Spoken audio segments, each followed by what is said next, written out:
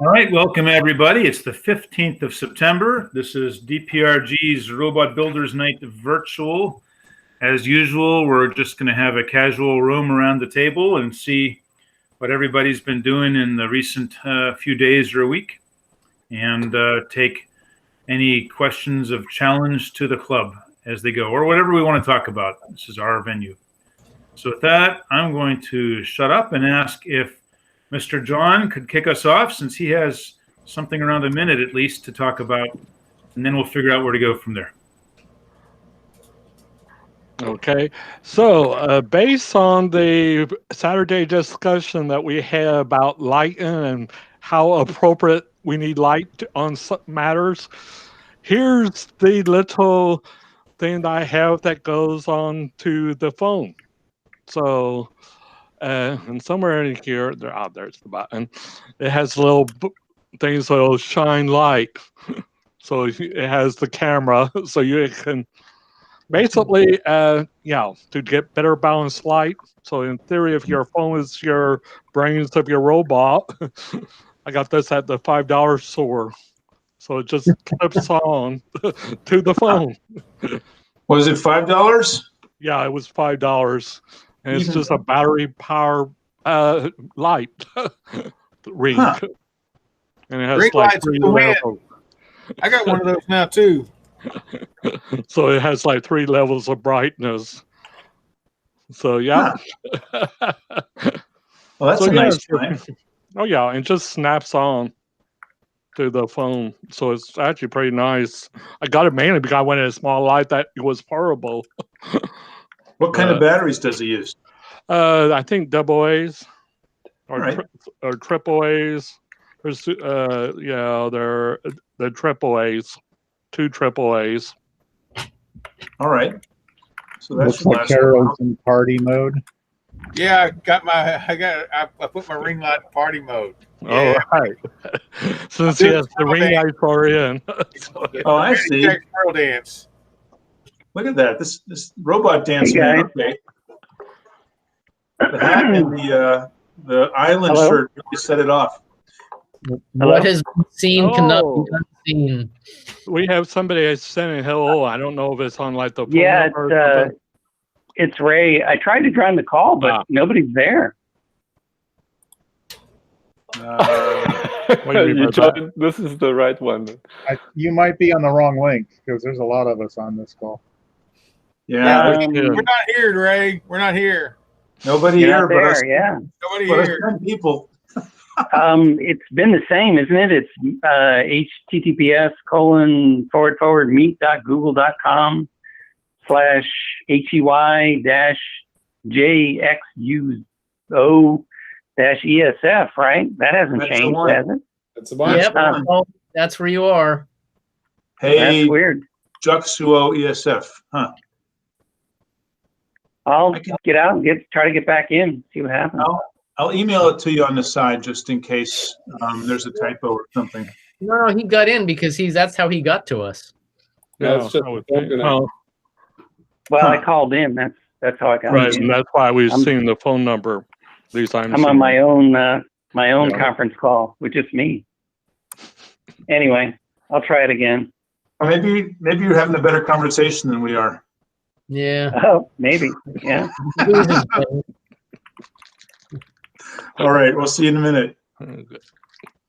Meanwhile, okay, here's Ray. See you that worked this time.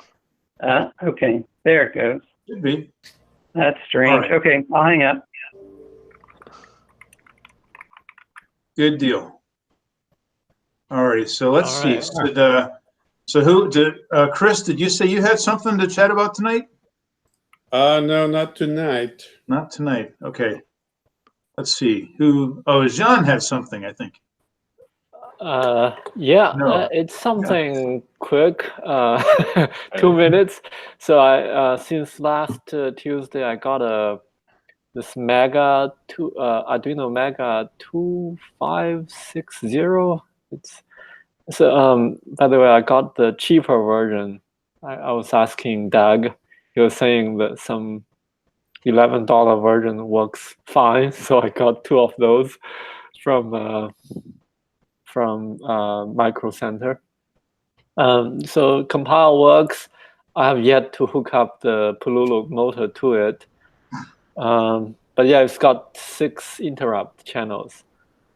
I also got a Polulu motor. Want to check does the encoder get correct counting. I do have one question. I think hopefully I get a good encoder sensor. Now I'm curious, when I put a PI or PID controller to control, say I want to let the motor move to a certain count, how accurate is the right expectation?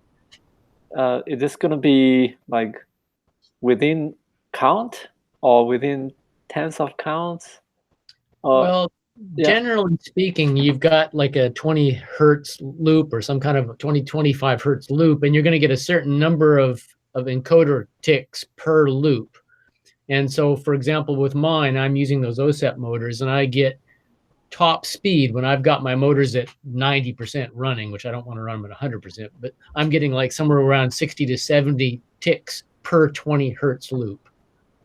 And at that point, it's fairly accurate. You know, if I go down from 60 ticks down to 55, you can see a change and it's actually, you know, and if I put my finger on the wheel and slow it down, the PID, if it's tuned well, will try to come back and get back up to speed.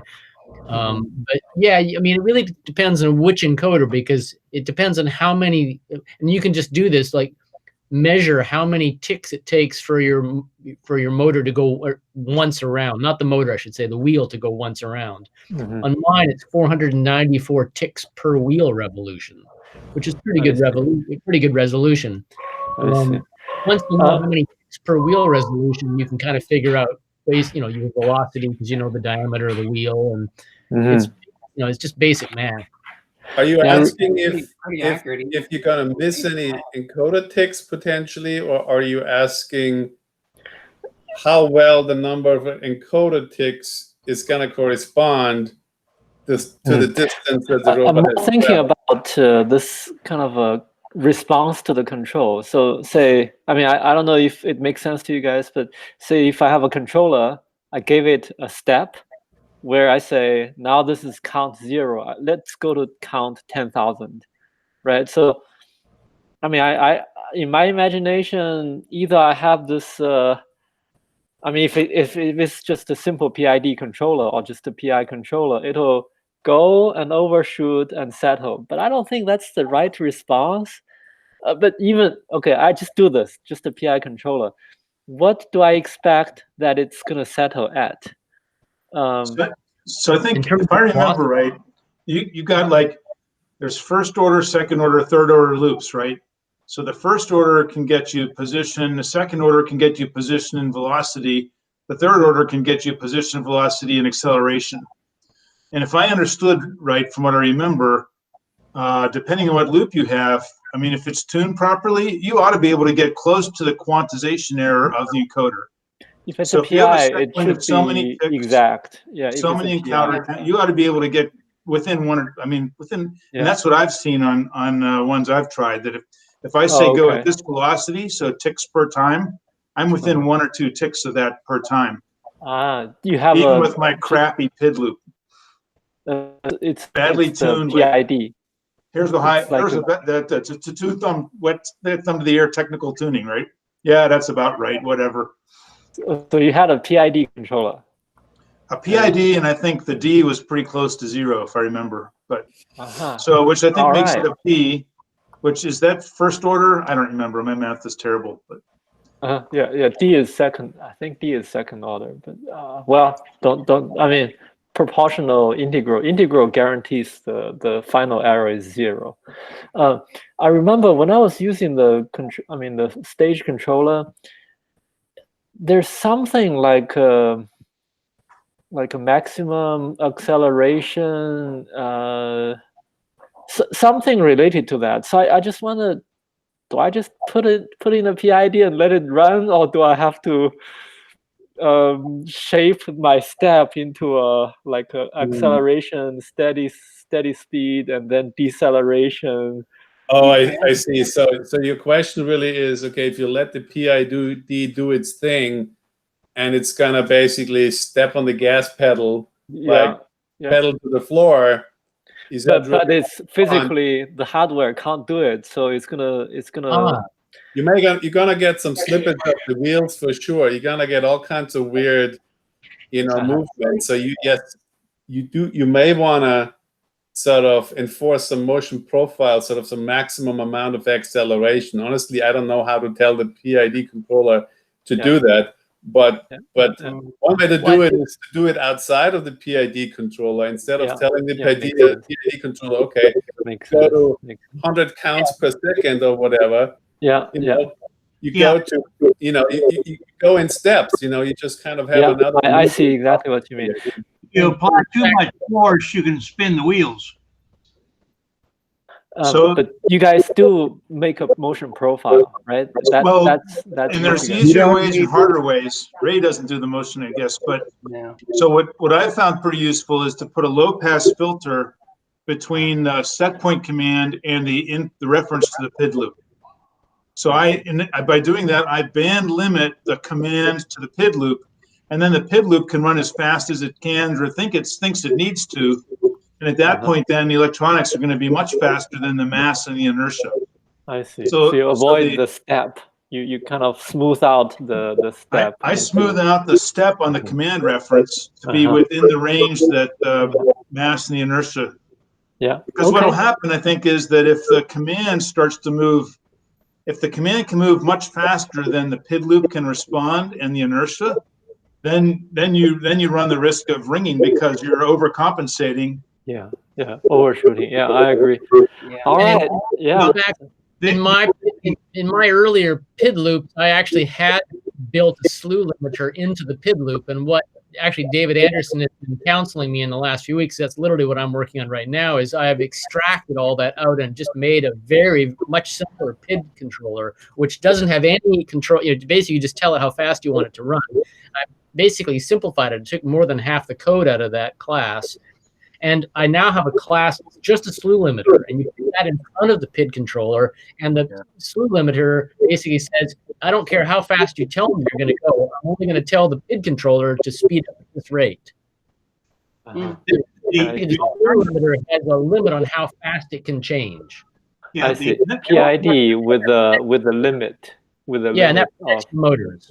Yeah. The other is to limit the percentage that you can change the PID, the PWM value by.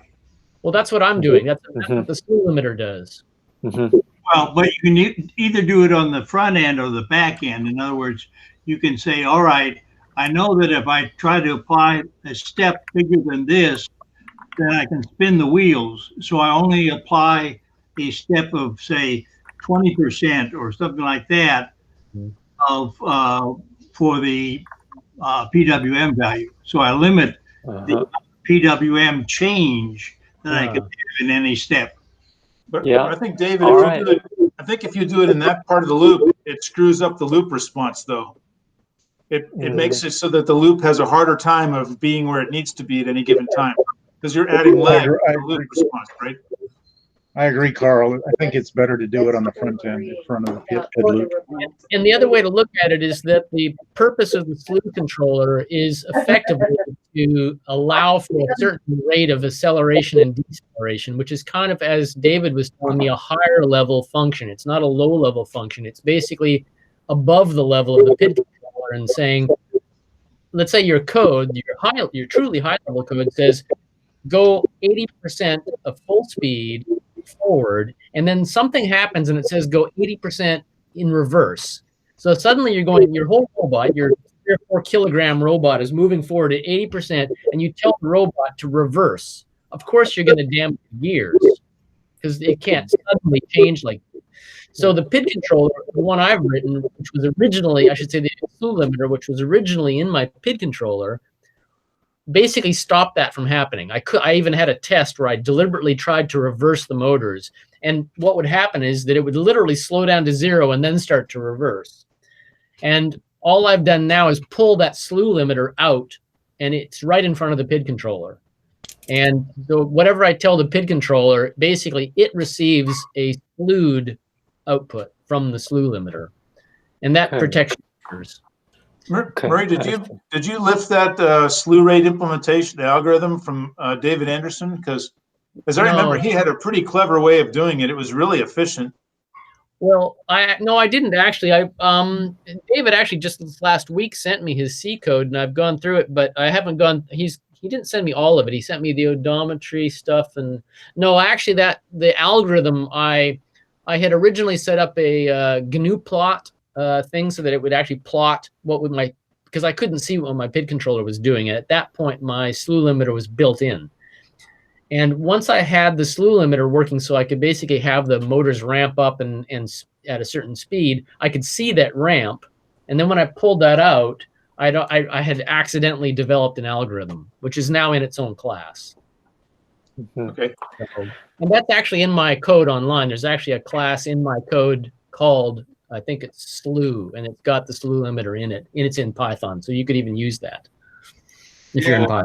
Like on the donkey car, a lot of these cheaper RC bots here, when you're dialing in your donkey car for forward and backwards and that kind of stuff, if you look at their motor controller they require you to stop dead first before you do any speed control.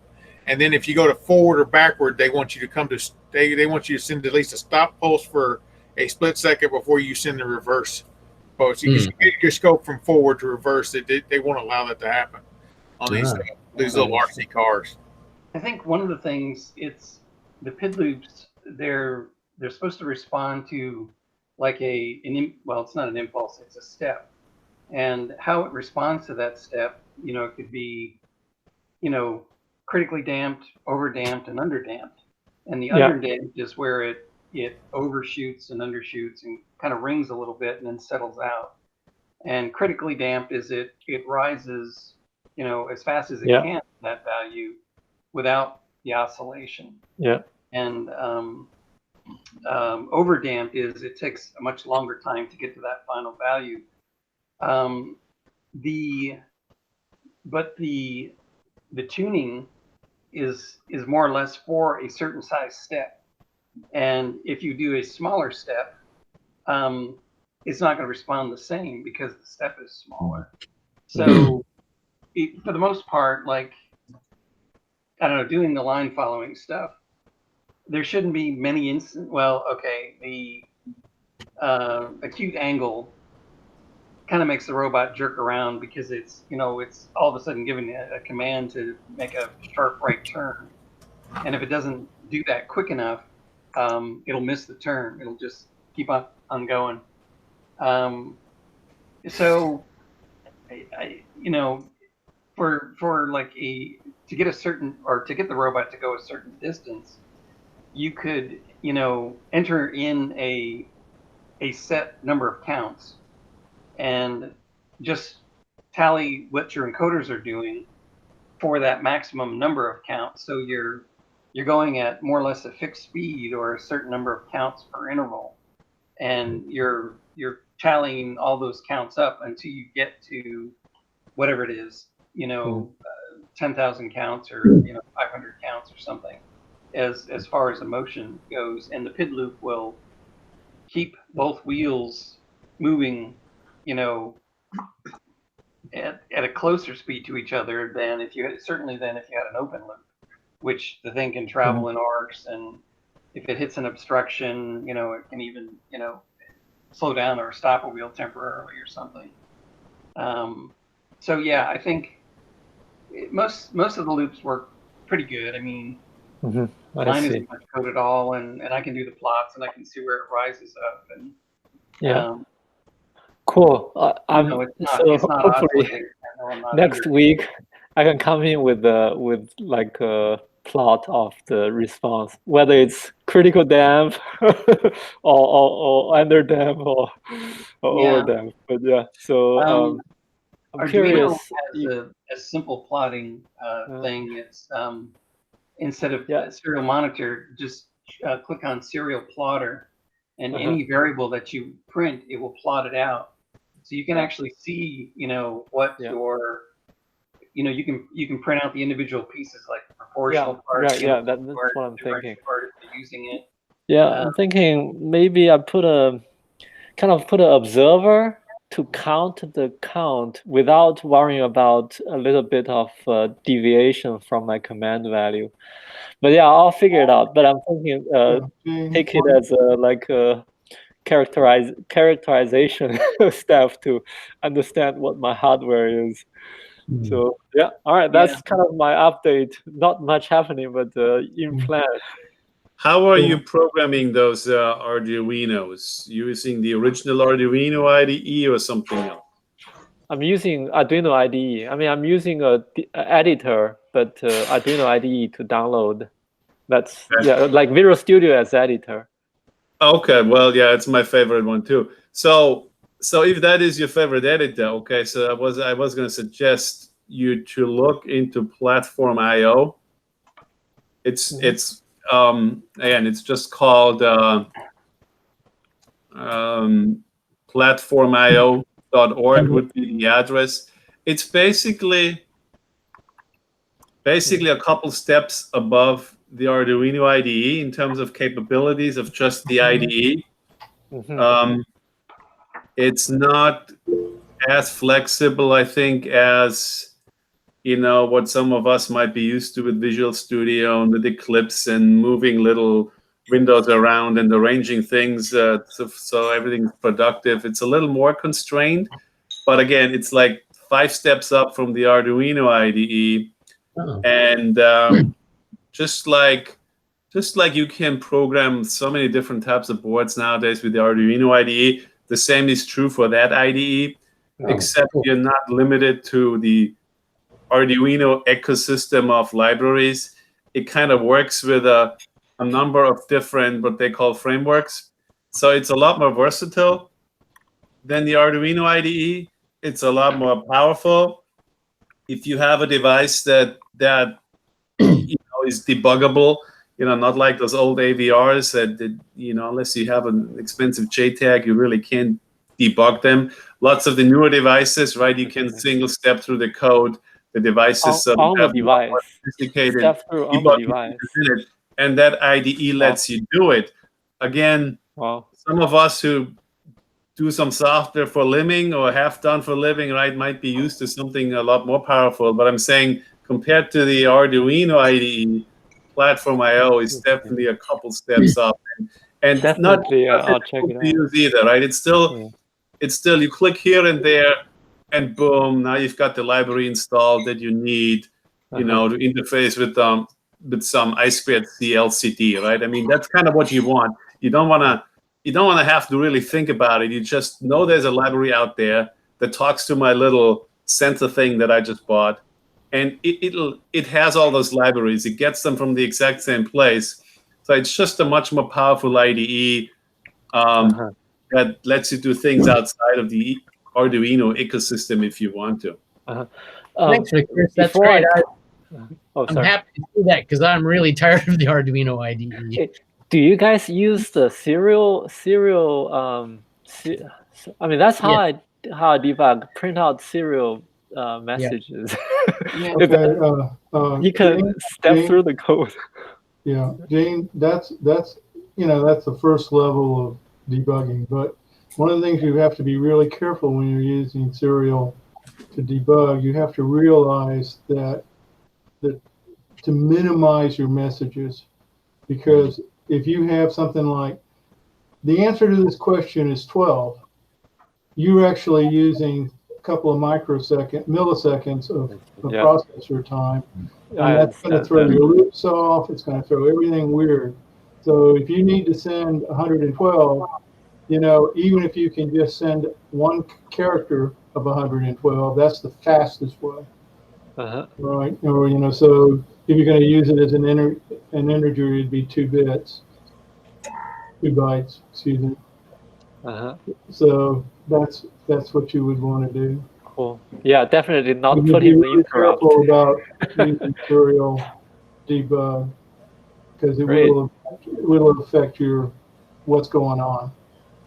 So Chris, that's why I think Ray said, if you wanted to track one one variable or maybe 2 or 3 variables for data logging. You just send those 3 variables, and maybe in your setup you might have one statement that sets up titles, and then that's it. You never do another piece of don't even try to keep the message very small if you can. Yeah. So Great. Chris, Yeah, it looks thanks. like you can show us the platform IO. By any chance, can you compare it to Visual Studio Code as you go through?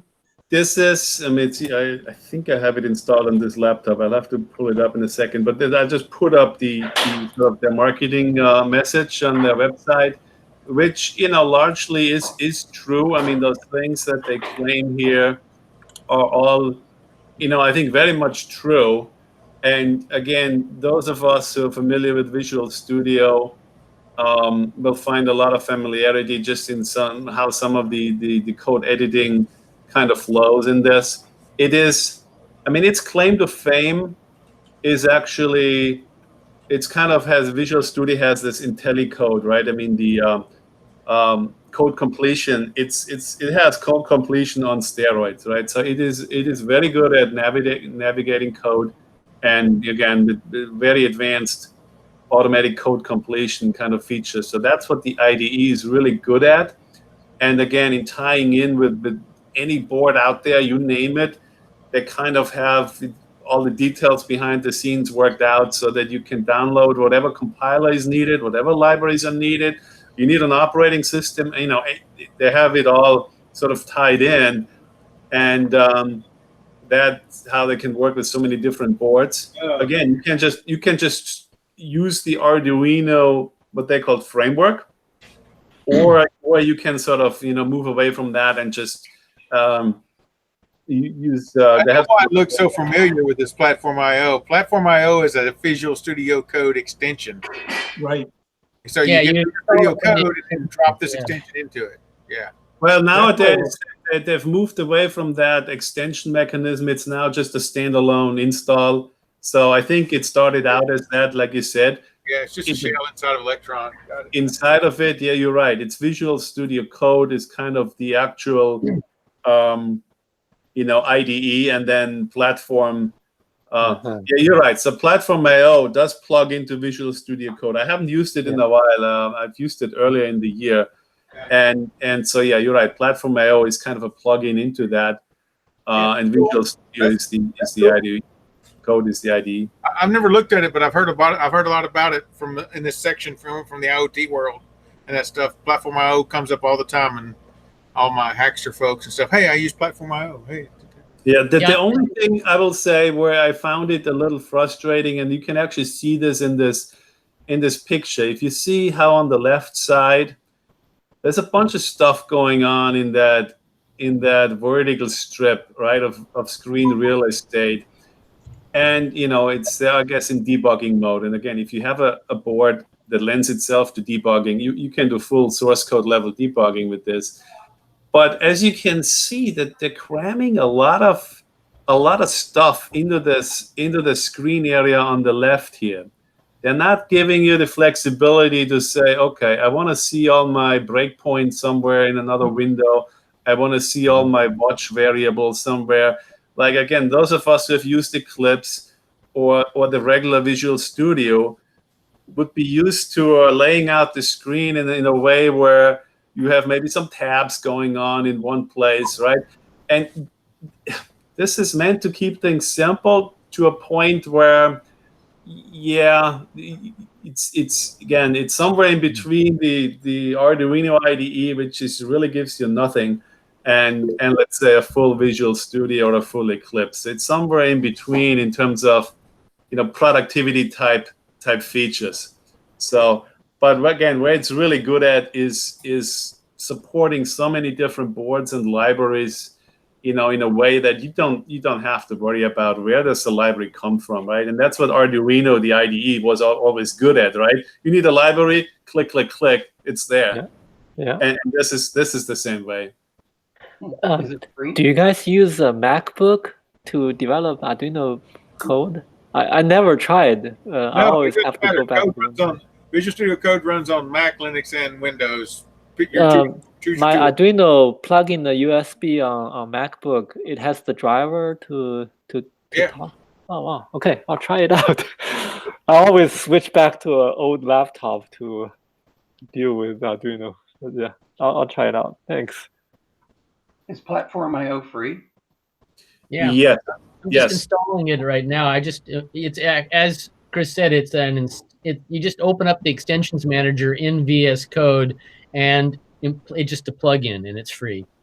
Nice. Yeah. I have VS Code on MacBook. I'll give it a shot. Thanks, guys. Great discussion. Cool. All right. So who would like to go next? Who has something to talk about? Well, I've got just a minute. I can follow on from John. I'm also working on a PID controller. As I mentioned, I'm taking what I had written before and radically simplifying it based on David's ideas of like basically just making it a PID controller without having all this other stuff.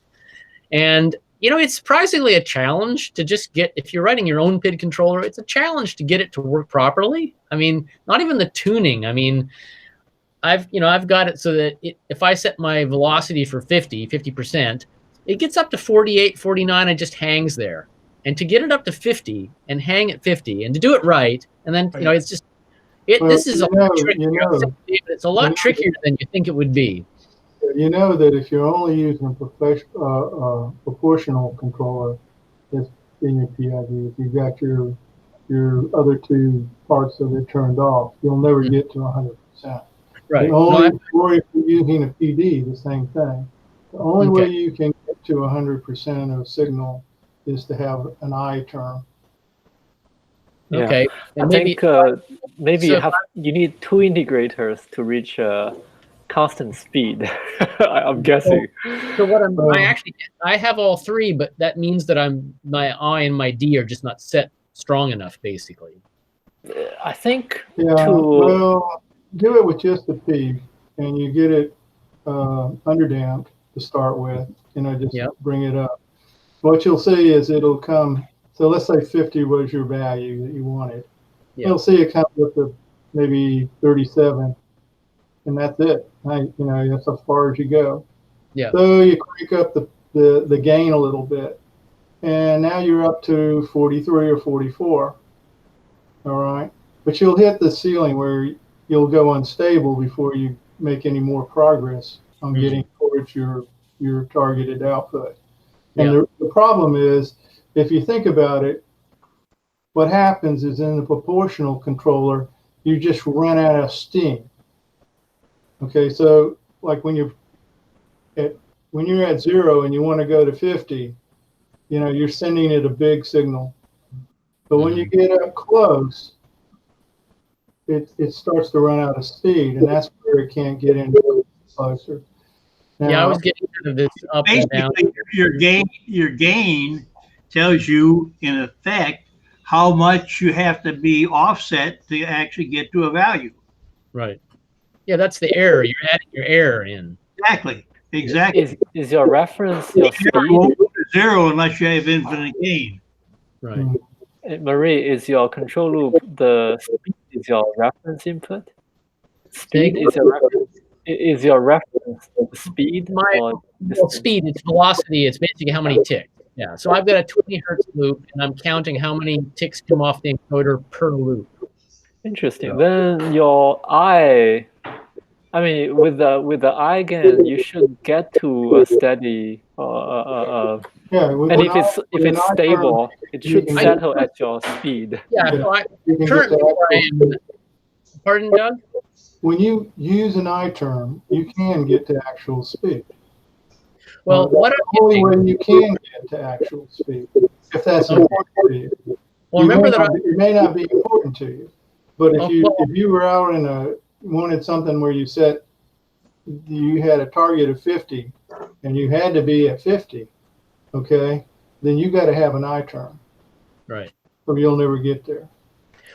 Well, Yeah, there's always let me say one disturbances. thing, that I've written this from scratch, and I don't have the background to do it. So I basically have looked at a bunch of other PID controllers, often in C++, and just rewritten what I could tell from it in Python.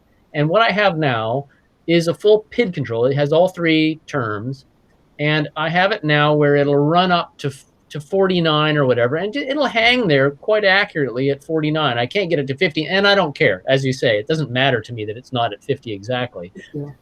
But it is fairly stable at that.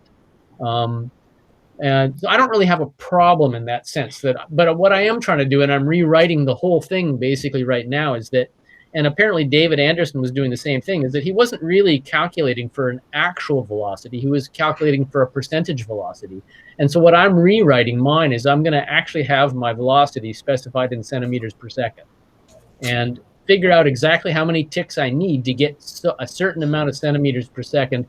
And then when I'm writing my code at a higher level, I say to the robot, I want you to go this exact speed. Yeah. And at that point, I do kind of want it to hit that actual speed. Right. Yeah. When you write your code in velocities, if speed is what you're doing, because you don't, so when you input something, and I think I use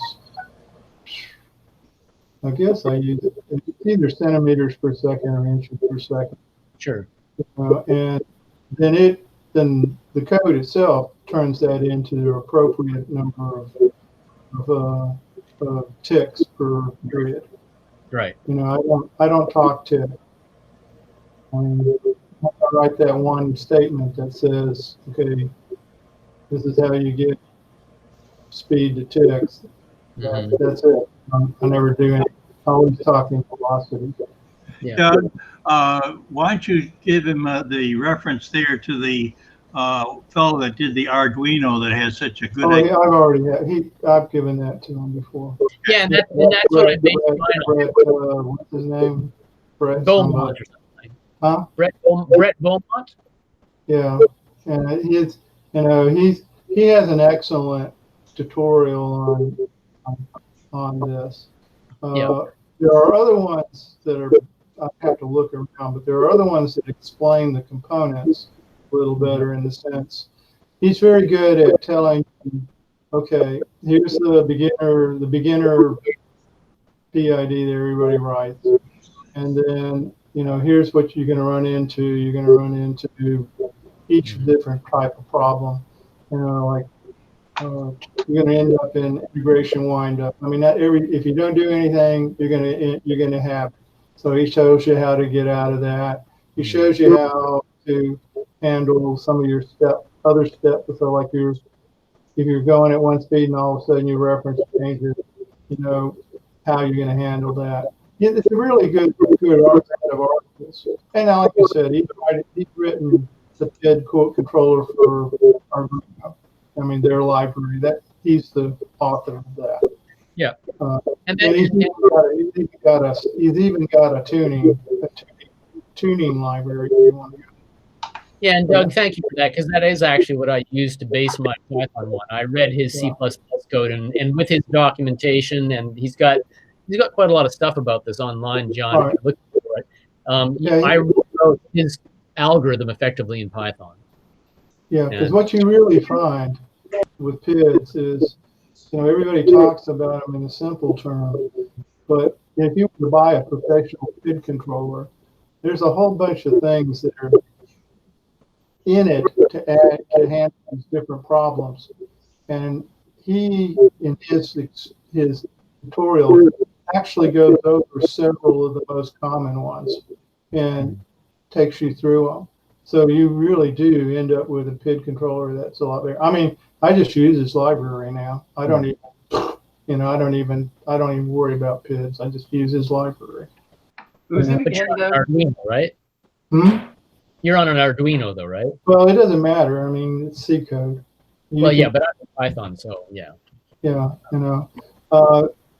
like I say, unless if you're, well, I like doing things like PIDs and stuff on microprocessors and not on things like Raspberry Pis. they're too low level for the Raspberry Pi.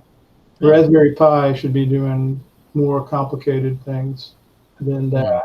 That should be all done on your, and you know, like if an Arduino won't do it, get yourself an ARM chip and do it. I mean, power, you know, you can buy lots of Pi boards. In fact, the one that's actually named Pi board, which was put out by some one of the early IDEs, actually has like it's basically a blue pill and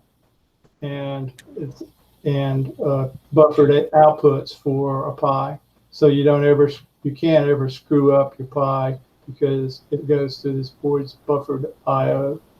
So, you know, I don't know. I'm just saying is Brett's work is pretty good, and if you go through that, what it's not as good at is explaining what the actual components do. And there are other ones that are better for that. And I can't point you at one. Maybe I'll send it out to the list if I can remember. But it's not to but that don't fight it. Just do it. You know. Well, I think part of it is that I've already committed to. I'm using a Thunderboard, which is a Raspberry Pi motor controller, and it uses I2C, and it's got a nice library, and they cost like a fair bit of money, and I've already got a couple of them, so I've kind of committed to using motor control on my Pi, and so maybe for a different robot I'd go to using an Arduino for the motor controller, but I'm already there. Well, like I say, you don't have to use an Arduino. You know, if in a perfect world, you probably should be using an ARM chip. It's just that Arduino is like crack.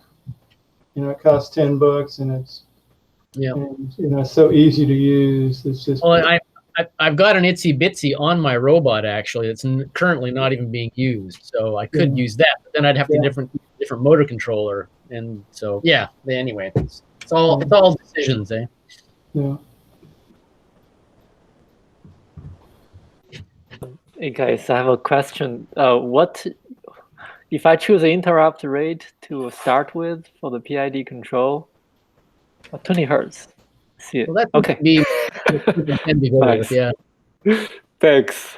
That's a good number to start with. Oh, by the way, it's strange. Your PID, you have an eigen, but it settles at a different value than your set point. That I find it strange, but anyway, there's something not right. I mean, if you have an eigen, it should have to have an error term to get any drive. Yeah, the error will integrate and drive your speed to the right value. Yeah, you should. You know, if you were to look at it microscopically, you should see it hunting around it. Yeah, it should be around, average out to be 0, or integrate out to be 0. Yeah, exactly. There is one thing that David pointed out to me, because I had a question, we were discussing this privately, and it turns out that I hadn't thought about this, but it's something to note, is that I've got a 4-wheel robot, 2 motors on each side, and they're all the same kind of motor, of course. And the top speed on my starboard side of the robot is a lot faster, like significantly faster than the top speed of the motors on the port side of the robot. And I couldn't think why. And of course, David immediately said, well, that's because the motors themselves rotate faster in one direction than the other speed. If they're going backwards, the coil windings, I can't remember the mechanics of it, but it turns out that often motors will spin one direction faster than another. And I hadn't thought about that. It's something to note, though. Yeah, that's true. And I just add, all 4 of those guys are individuals. Yes, yes. If you really want to see that, just run them open loop, any 2 of them. Take 2 of them and run them open loop, and what you'll see is your robot's going to turn.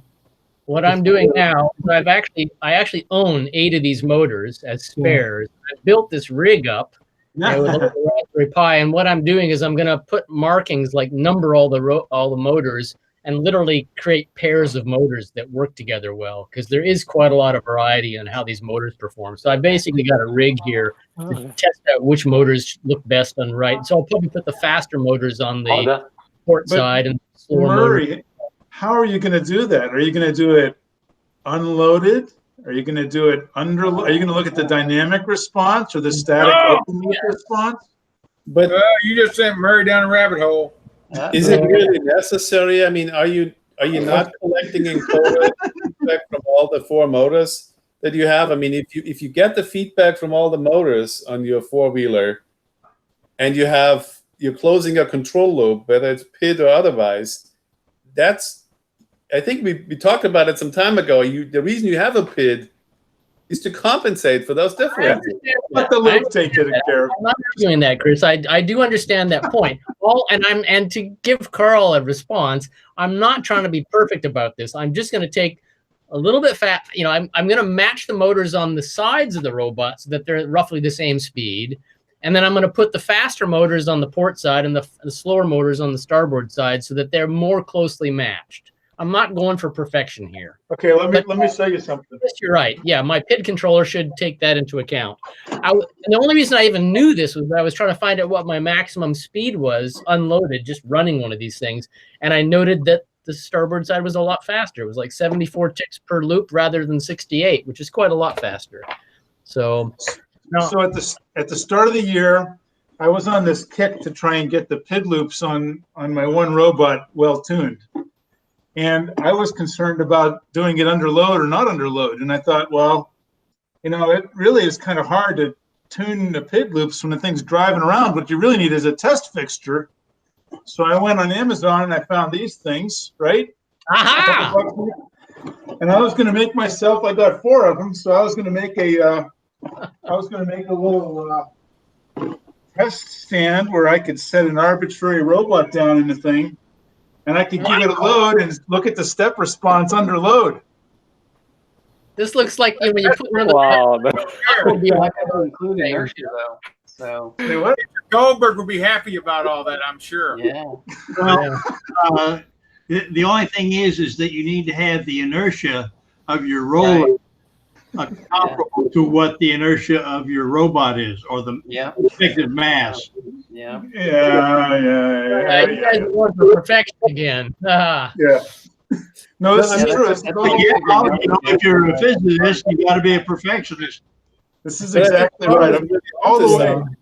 Our inertial modeling next. We're gonna have okay. I mean, Carl is really onto something. I've always thought it would be really nice to have a jig that I can put my robot into, and it kind of calibrates everything, right?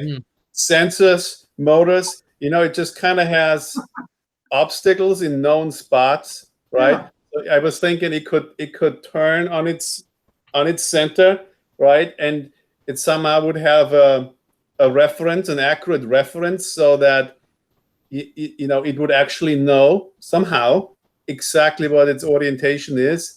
And then it could figure out, okay, which way is my ultrasonic sensor, you know, pointing? Am I going to pick up this obstacle or not, right? You could think of all kinds of calibration routines you could go through. Every time you make a change to the robot, you put it in the jig, you let it spin around and figure things out, and, you know, it auto-tunes everything. So that's on my, you know, wish list of a project to do. You know, that's, you know, that I think would be Chris, like a part of it.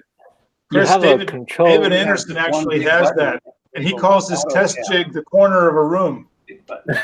Yeah. Hey guys, because he used this LiDAR and sonar and encoders, and he does a kind of a sensor fusion thing, and as well as the IMU, and he has a way to drive up and move around and drive around. So he does cross calibration between his sensors using the corner of a room as a test jig. So the controller signal is a good signal as your reference. So I was working on this something called atomic force microscope before. Oh, it's like you have to scan things really fast. Like, you know, this is the performance. It's a scanning probe, right? So it's important we scan as like a triangle as possible because it's linear, or you don't distort the image. And one thing we did was this iterative learning, and it turns out to be pretty easy. So what you do is you drive once, your control signal, use that as the basis, like a feed-forward approach. So you drive once, this is your control. I mean, you need to make it continuous so that you don't introduce extra dynamics for stop and go, right? But you keep driving. Next time you say, okay, here's the residue error. Here's my previous drive. You iterate on that. Basically, 3-4 times later, it's just nice. And it's very robust because your dynamics is already, each time you drive, your dynamics is part of your response. So yeah, it's good. You know, kind of we have this weird drive shape with the ringing, but the output is smooth and linear. Learning based, isn't it? Learning, yeah, it is learning. It's like a feed forward. But I think the beauty is, oh, by the way, it kind of uses the frequency domain to feedback to learn, which is very good. It's like you don't worry about high frequency. It's just the low frequency and previous drive component plus your new drive. Anyway, it was amazingly good. Cool. It was a good performance improver. Well, I have one final thing to report, is I actually, I'm not sure I can get this. Can you see the robot there? Yeah. I've gone ahead and I bought another nylon cutting board and a Lazy Susan, and I've got it where I can rotate my robot around the center point and do performance tuning on my IMU. So that was my big deal. So now I guess the thing I have to do is put those rollers on it so I can actually... Jigs are us.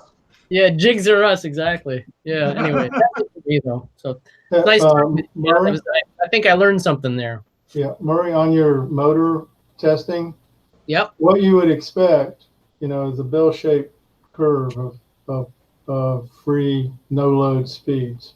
Okay, and the best thing you can probably find out, or the only thing that you're really going to be able to extract from your test is if you've got one that's outside of that bell.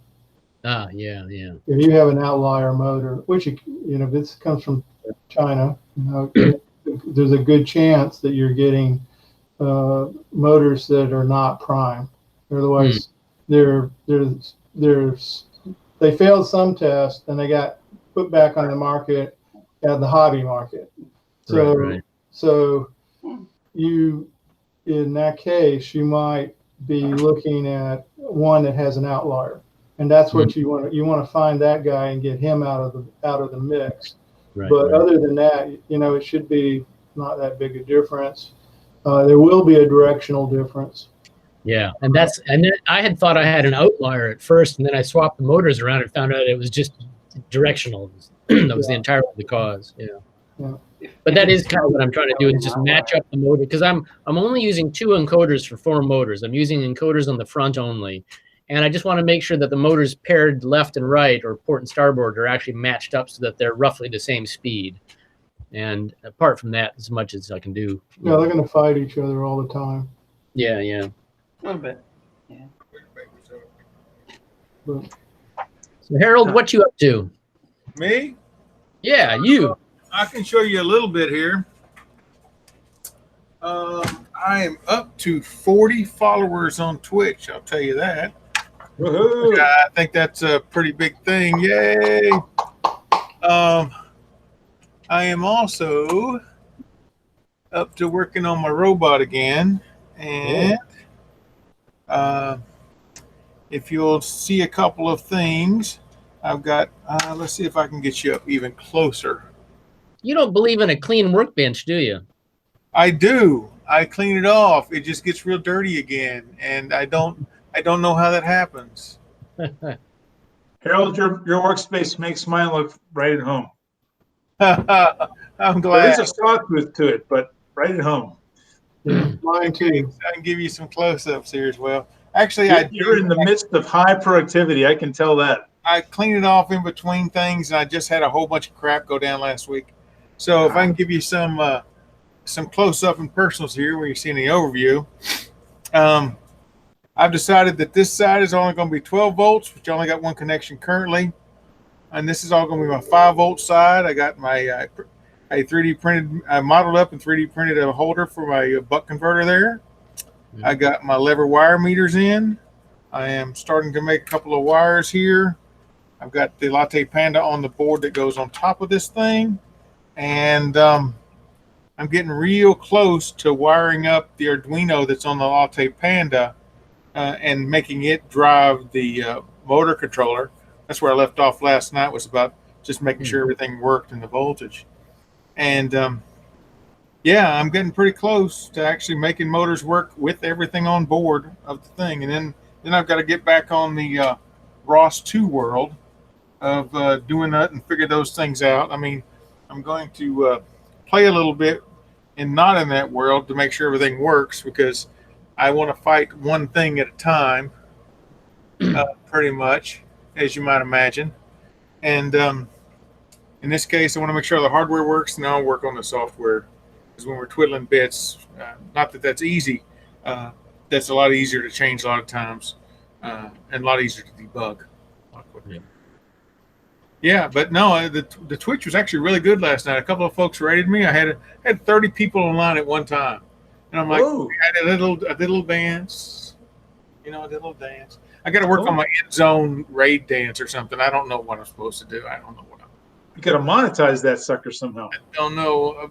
Well, if I get 10 more people following me and keep my current rate about 3.5 to 4 people per session that I'm averaging, I'll become an affiliate. When you become an affiliate, you get some monetization.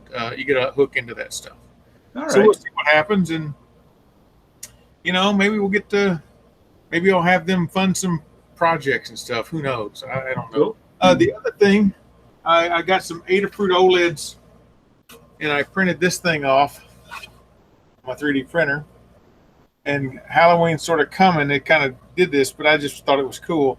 So this is just a basic mask that people had on Thingiverse, and some guy got and modeled some standoffs for the eyes, about like that or so. And then I don't know if you ever seen the OLED Adafruit eyes, but they're those high definition OLED screens. They're color, and they've got an eye package out there. Runs in Python, I think. And basically the eyes blink and kind of move back and forth and all that kind of stuff, and are animated. So there's a picture of this online. I thought that'd just be cool to have hanging around looking at you doing whatever. I don't know. I just figured it might be fun. So that's on my list of things to put together. I ordered all the junk and it's sitting over here, but we'll get around to that. Nice. You give small children nightmares. What now? Yeah, small children nightmares. Oh, it definitely is creepy when it's going. It's definitely creepy when it's going. There's no doubt about it. And I figured, and some of this is, I think it's neat. Some of it, it's sort of driving Twitch things. Like, I've got the Magic 8 box here. Hey, Magic 8 box, is this going to be a good meeting? You may want to rephrase that question. Yeah, you're not very helpful, Magic 8 box. I put a whole bunch of go for launch. Oh, yeah, thank you. Yeah. So basically, every time you hit the button, it goes out of quip, and almost all the quips are like negative. And that's I'm going to wire that up so people can, when they type things in chat, it'll say something. I don't know. But anyway, just lots of projects that I'm playing on, and I'm really scaring the hell out of actually making this thing go. But I still got a little bit to go on it. Getting there. I'm getting there. Yeah, I'm getting there. And I did come to the. I know Murray's been working on his robot a long time, and he knows where every bits and pieces go and things. And hell, I didn't know what I was doing. I got this thing, and I thought I was going to have lots of room. Well, my fat sausage fingers trying to get down into here, even as open as this looks, is yeah.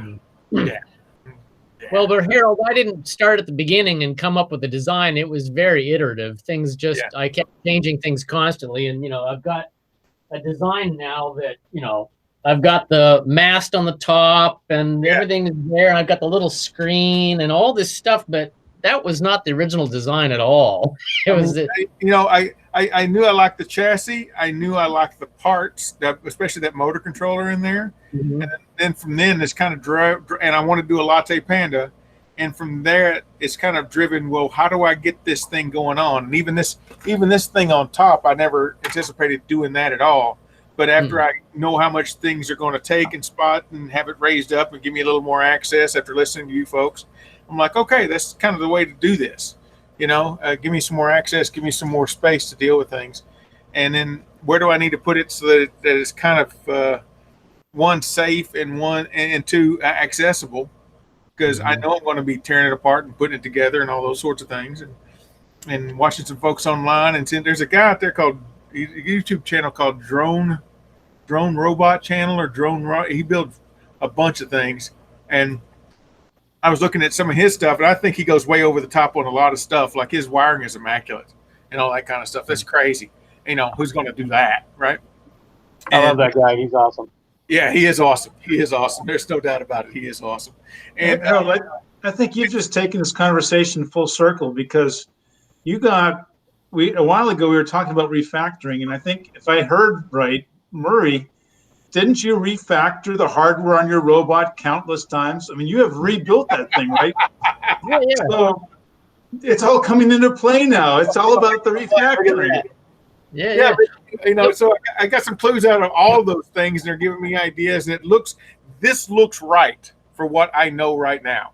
So I'm run with it for whatever that means. So, well, there is one thing that I think we could take out of this, which maybe as a group we should somehow try to document, because like some of the stuff that David and I have been discussing, I'm trying to take what he's sent me in emails, and I'll eventually post it, because he's given me all this good advice from someone who's got lots of experience, and I'm trying to learn from what he's telling me.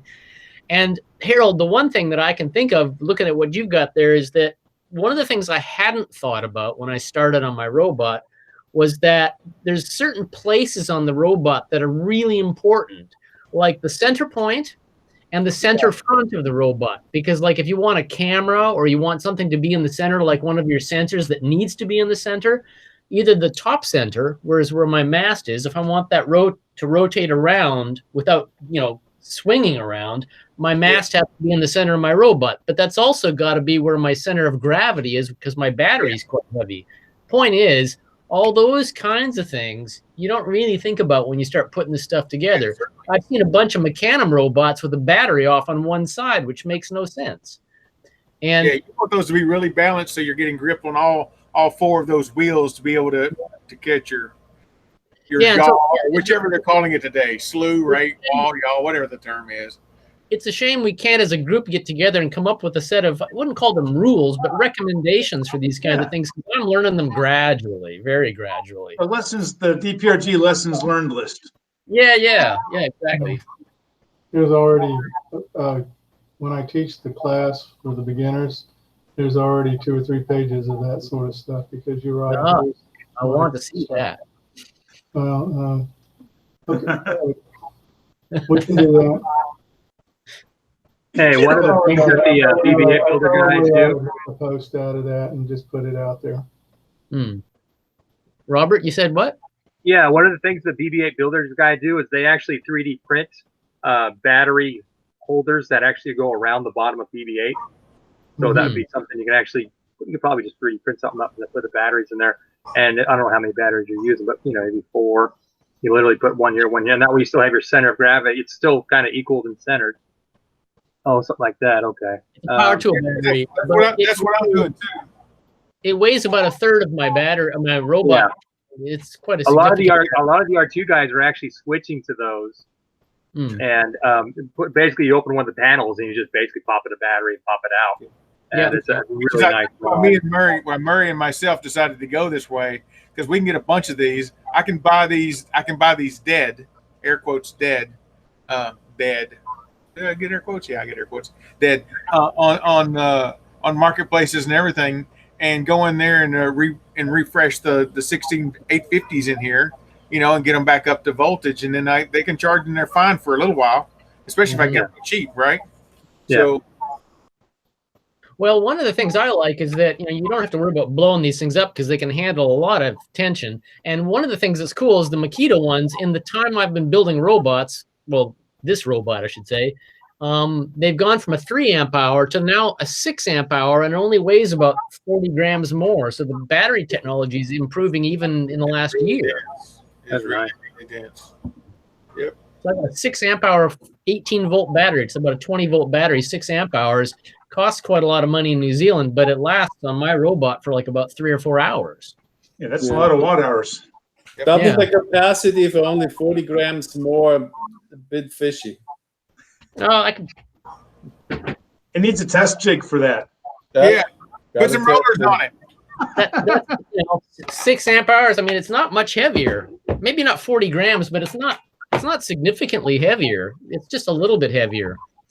I did measure it at some point, but I can't remember now. But it's not a lot, and it's the same exact size. I think that, yeah, they're the same size.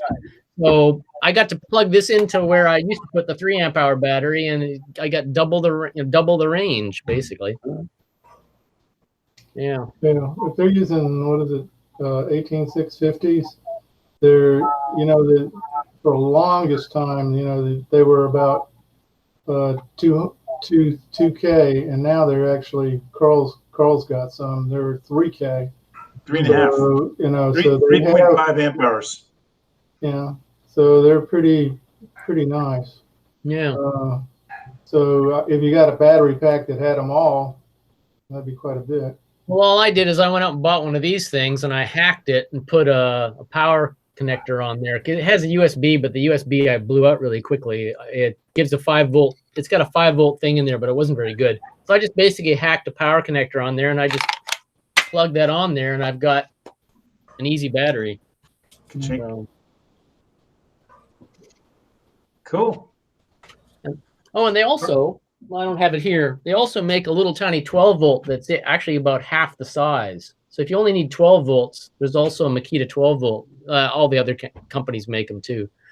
And they often have a little clip you can clip on the top like that for USB or whatever. And you can, because otherwise, like these, they have these kind of proprietary slots for the charger and for the tool.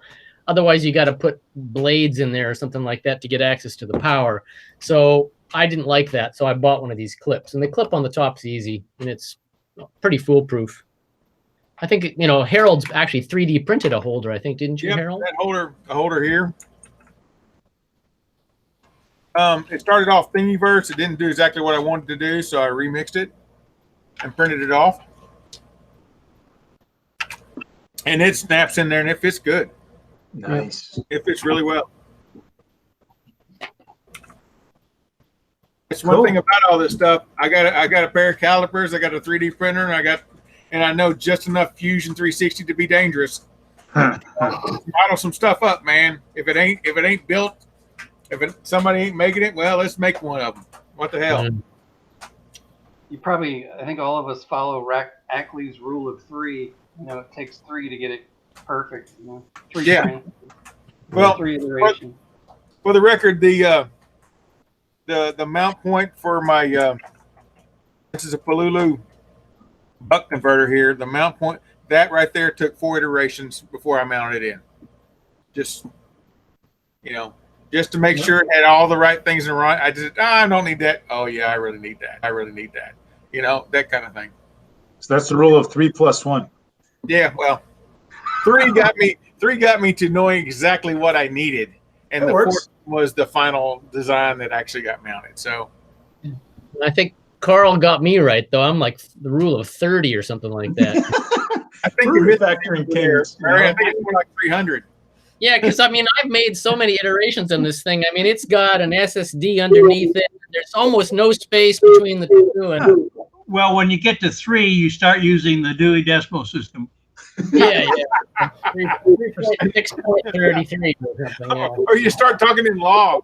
You start talking logarithmic numbers or something. Yeah. It's like Bitcoin. You just keep subdividing. Yeah. Hey, Mr.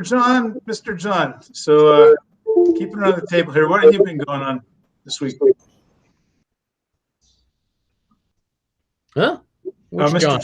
John K. Nothing other than I mow the yard. Got that yard mow family. All right. Check. Just in time for the rain. winter to come and stop the growth. I hope. I don't think that's going to happen for another month, though. Yeah. How about Mr. Ackley? Any more new rules of 3 tonight? No. No. Right. How about Mr. Ray?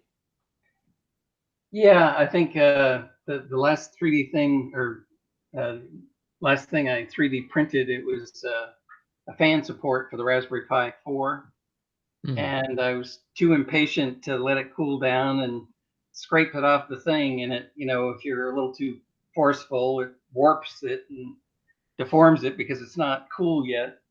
And so the screw holes didn't quite align up, but I was able to bend it and make it fit. So it's still good. I've been playing around with LEDs arrays. I had let's see. This is an old, I thought it was an HP array. It's this thing here that's dangling down. It's 101 LEDs in a bar graph. And I wanted to put it on the back of my line following robot to see what the camera was outputting kind of in real time without putting the LCD on the back of the camera module, because that slows it down quite a bit. So you can get, there's plenty of drivers for these things. I wanted one that was I2C. I didn't actually hook that up. Adafruit makes a bunch of LED matrix parts. You can get on these very small ones, you can get 8 by 16. So you've got 128 LEDs, to look at. They also make, multicolored ones and, RGBWs and all that. Anyway, so what this is doing is actually outputting the X value as it moves around. So as I move the platform around, it moves the dot around. Huh. And basically shows me how much variation I'm getting in what's output by, because it's just looking at whatever's in the room right now. So anyway, so I just wanted kind of a visual on that to be able to tell, how it's varying. So this is the output from your camera sensor? Say that again? Is that the output from your camera sensor on the LED matrix? Yeah, it's the, there's quite a bit of, computations going on. It looks for, how many crossing points I have between my mask, and which is an arc, and I do like an edge detection, so I'm getting, instead of a solid line, I get 2 edges per line, either in white or black, background. So it's working pretty good, but some cases it'll catch those red lines that delineate the blocks, the 1 foot by 1 foot blocks. And sometimes it'll get thrown off by those. And I wanted to see how much it was getting thrown off. And because that I can, I'm updating it at a 20 hertz rate. And if I had 7 segment displays, it would probably just be a blur. You probably couldn't even recognize, what the number was. But with that, you can actually see it dancing around like a inertialess pointer, kind of in real time. So anyway, I was going to get a bunch of those. It's based on the same driver that Adafruit used, because you can use those for linear displays, for dot matrices. At least for you can drive at least a bicolor one with one of those, an 8x8 bicolor. So that's what I've been up to. It only took 3 trips to Micro Center too, because I looked online. They said, they got 5 in stock. That's great. I get down there, they can't find it. I'm looking through the boxes with the guys. Where there's all kinds of Adafruit parts, and you know, I wasted an hour there and still couldn't find any, you know. So then I get a note saying, oh yeah, we're out of stock on that item. So, you know, and then the guy says, oh, we got a bunch more Adafruit stuff, you know. And it's like, okay, I'll come down and take a look. So again, we're going through the boxes and still none of these parts. And then I figured out that the 8x16 was the same price as the 8x8. And so they did have one of those out of 5 categories, 5 different colors. So I said, good, hold it for me. I'm coming. Because that's like an hour drive for you, right? So each one of those. Yeah. Spent a lot of time at Micro Center over the weekend. You're dedicated. So, but cool. And I've been working on the, you know, the algorithm. It's still kind of in the whack-a-mole stage. You know, if I can get the acute angle to work, the gap won't work, and occasionally I'll get, you know, pick up one of the red lines and think that's something to trace. So probably you guys that are doing the simulation will have a much easier time because you don't have to deal with any of those things. So, well, at least yours is working in the real world, right? Yeah, somewhat anyway. Yeah. Okay. But so I keep, you know, you talk about hardware iterations. You know, there's like, I've tried several different masks. You know, for you know, and the logic, you know, to say, okay, well, if I have readings in the center and readings on the right side, which one do I prioritize? You know, but you know, I don't know. I think kind of what Ron said. You know, I think you have to try to do it. So, like for me, the acute angle, I have to sense that I'm past the acute angle, because once I am, I have to treat things differently. Kind of the rules don't apply. So don't know how that's going to happen, but I'm certainly willing to share the code and have any judge, including Doug, look at it and, you know, see if I've broken any rules or anything. So. Cool. We'll make up some rules you could have broken without knowing it. Oh God, yeah, I'm sure there's plenty of those. So. Okay, Doug's on mute, but okay, Doug's still on mute. We can imagine what he's saying. Yeah, we actually went to a movie last night. It was studio. Sure, something very profound. I think, and my wife and I were the only 2 people in the whole theater. But were you wearing masks? Oh yeah. When we were eating popcorn. Still wearing mask. And our drinks that we brought in. Well, Ray, the movies I go to often, that's just the way it is. Oh. Anyway, listen. One other simple thing that you might find useful is I often would take 2 LEDs, one red and one green. And sometimes if I was really getting fancy, I'd put an amber one in the middle, so that you get, and the signal you're sending to your LEDs is what your controller thinks it should be doing. So if it should be going hard left, you put a very bright, what's left?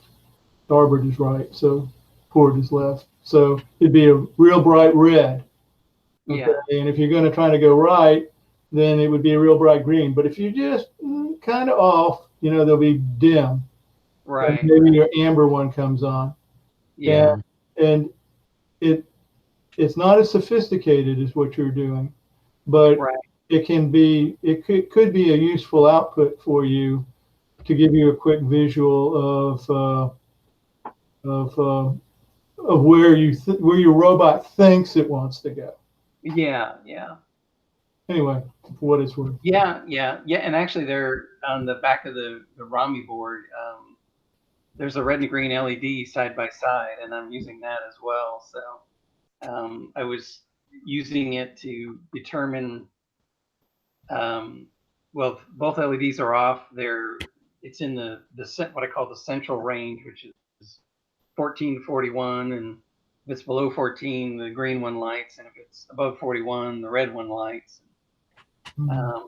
You know, just to catch those extremes and see, because that's my current logic. I've got, you know, the center dots, the left dots, and the right dots, and I do different things depending on what, you know. There's 8 different combinations that you can have depending on where you have dots. So, but I think I've got to do one more level above that, and you know, catch instances like, okay, I think I just went through the acute angle.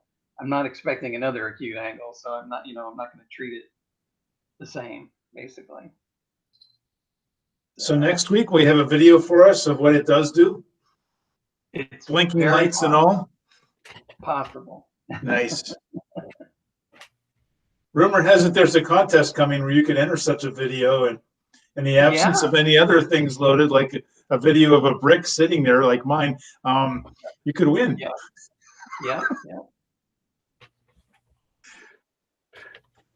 Hey guys, I'm heading out now. I've been heading to some errands.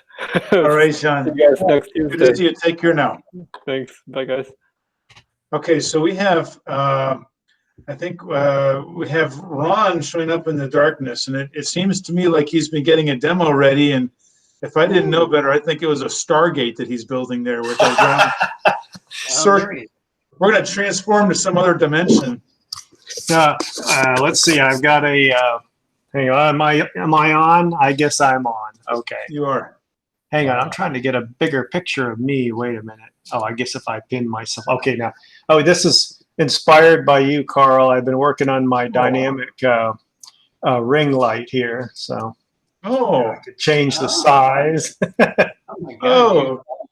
So this is a little. I wrote this while I've been waiting to run my mouth. So this is a processing sketch, about 20 lines of code, I guess. In the last 10 minutes. All right, that's cool. Anyway, but so what for that? That was fun. And then sometime back, people were showing LED stuff. My clock broke, so I don't have hands, which it's the COVID clock, which you don't really care what time it is.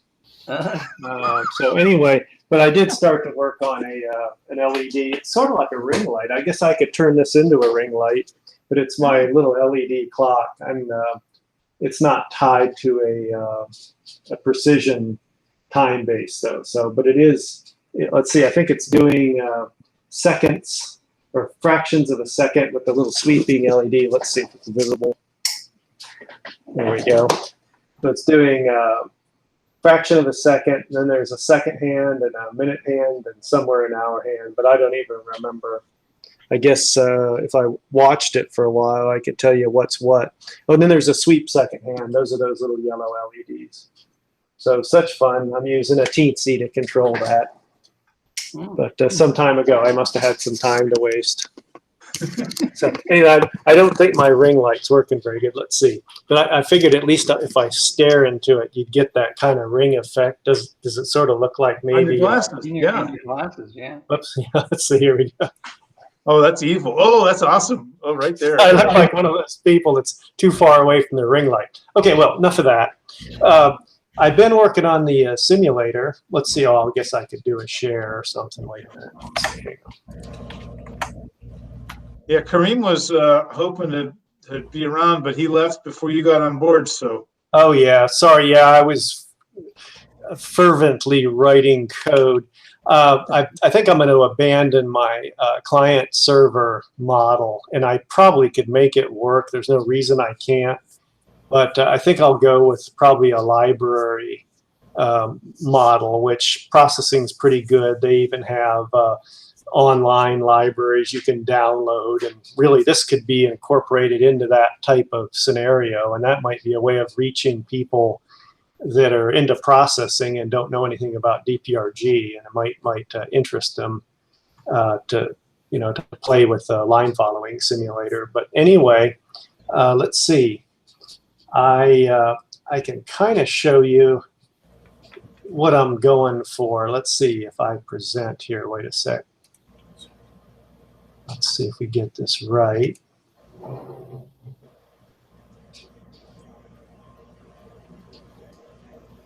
Okay, here we go.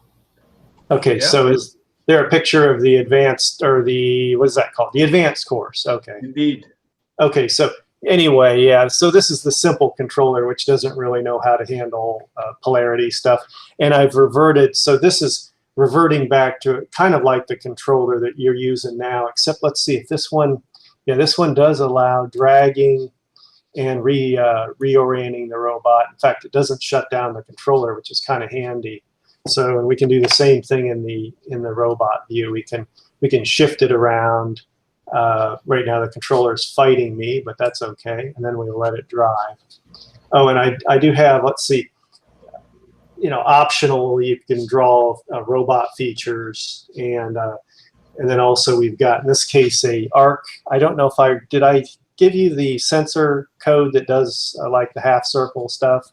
Yes. Okay, good.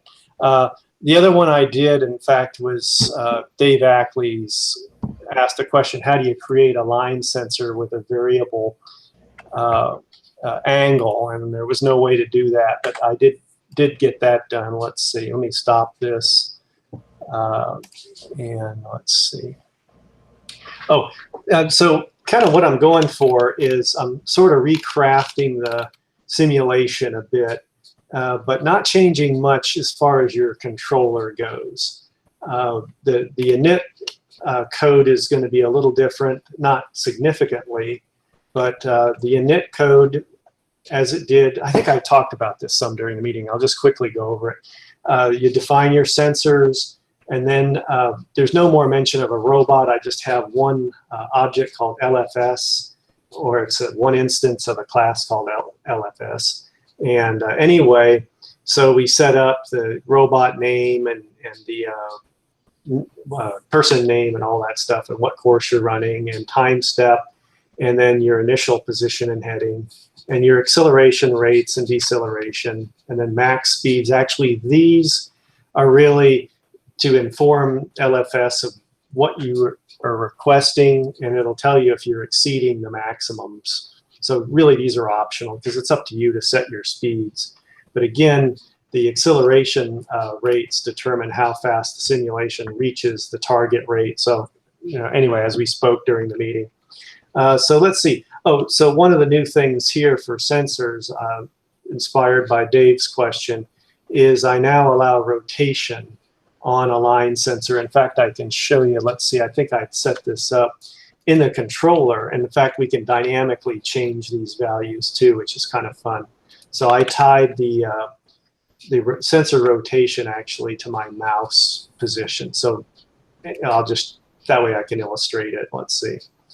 Whoops. Oh, we've got, let's see. Okay, 1 second. Yeah, that's not working. 1 sec. Set rotation. Oh, I know. The controller has to be active for this. Let me go back and make it a line sensor. I'm going to get rid of this radius. And let's see. So, okay, so there's the line sensor. So if I start the controller, let's see, maybe I can, I don't know if I can slow it down. Anyway, and I don't know what that extraneous line there is, but you can see here I'm varying the sensor orientation from approximately 90 to 0. So you could specify a vertical line that way, which, by the way, I killed the vertical line. There's just rotation, and there's the arc half circle if you want the half circle. In fact, I can go in, let's see. I think I'd set this up at, we'll go here. We can dynamically, I'll have the arc radius, yeah, vary here with a frame counter that's just to show you, we'll animate the arc radius. Let's see, so I start the controller. So now you can see there's an example of a dynamic sensor. Every time step you could change the, you know, the radius of the sensor if you wanted to. This is just, probably don't want to do that, but anyway, there's just an example of doing it. I want to see Doug make a physical robot with that kind of sensor. Yeah, I think this is sort of more like a video camera type effect, although I suppose you could have a mechanical servo to change the you know, the direction of the arc or whatever. So anyway, that's that. Camera, just look at different elements. Yeah, exactly. Yeah. So let's see.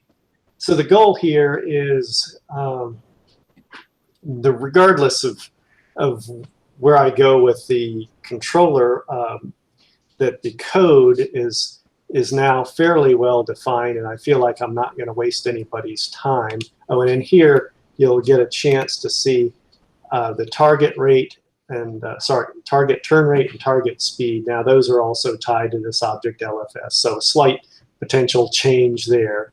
But then all your user modules will be able to be dropped into any server, or if I do a library, it'll be just more or less you'll import a library, and that way we can have a uniform simulator that everybody runs their contest robots against. And the idea is that there would be some agreed upon maximums, and I have implemented the time range. I think Doug was asking. Just for fun, I think I made the range from 10 to 100 hertz as far as the time step. But I don't know if I would recommend going to 10 hertz. So there it is, and let me think, what else? The idea is I will try to bring back some of the fancier features, but I was noticing that the performance of this program is better than the client server, and I'll try to get to the bottom of that. And it's possible that I could have both views simultaneously, but I might update the overhead or the course view at a slower frame rate than the robot view, which does need to be updated for every robot time step. We need to evaluate the sensor values. But anyway, I'm real close. I kind of like, because I goofed off today and went to the lake, I wanted to just have just a wee bit more time before I throw this out there for you to play with. So just maybe another day. Cool, you're getting close. Yeah, hopefully. And anyway, so the blah, blah, blah, blah, blah. I'll shut up. If there's any questions, anybody can talk. Ron, did you want to follow up? I know we didn't get a chance over the weekend we were changing text messages or something, but do you still want to have that discussion? Oh, yeah, we can talk. Yeah, sure. Okay. That's great. Okay, so I'll ping you tomorrow or something, but. Okay. It looks like it's going to be a crummy day tomorrow. Is that the idea? I think it's going to rain and stuff, so. Okay, so no lakes, unless you want to Fred Astaire dance in the rain or something, but. Yeah, okay. All right. Well, that's pretty cool. I think we might have a bunch of stone-faced attendees, but I think everyone's pretty excited about this. Yeah, that's sort of strange. I see Dave Ackley has mutated there. Wait a minute. You've transformed Dave into a D. Anyway. Cool. Trying to think if there's any other things. Yeah, just the client server model is just, well, one, it had the added complexity, which you were probably aware of.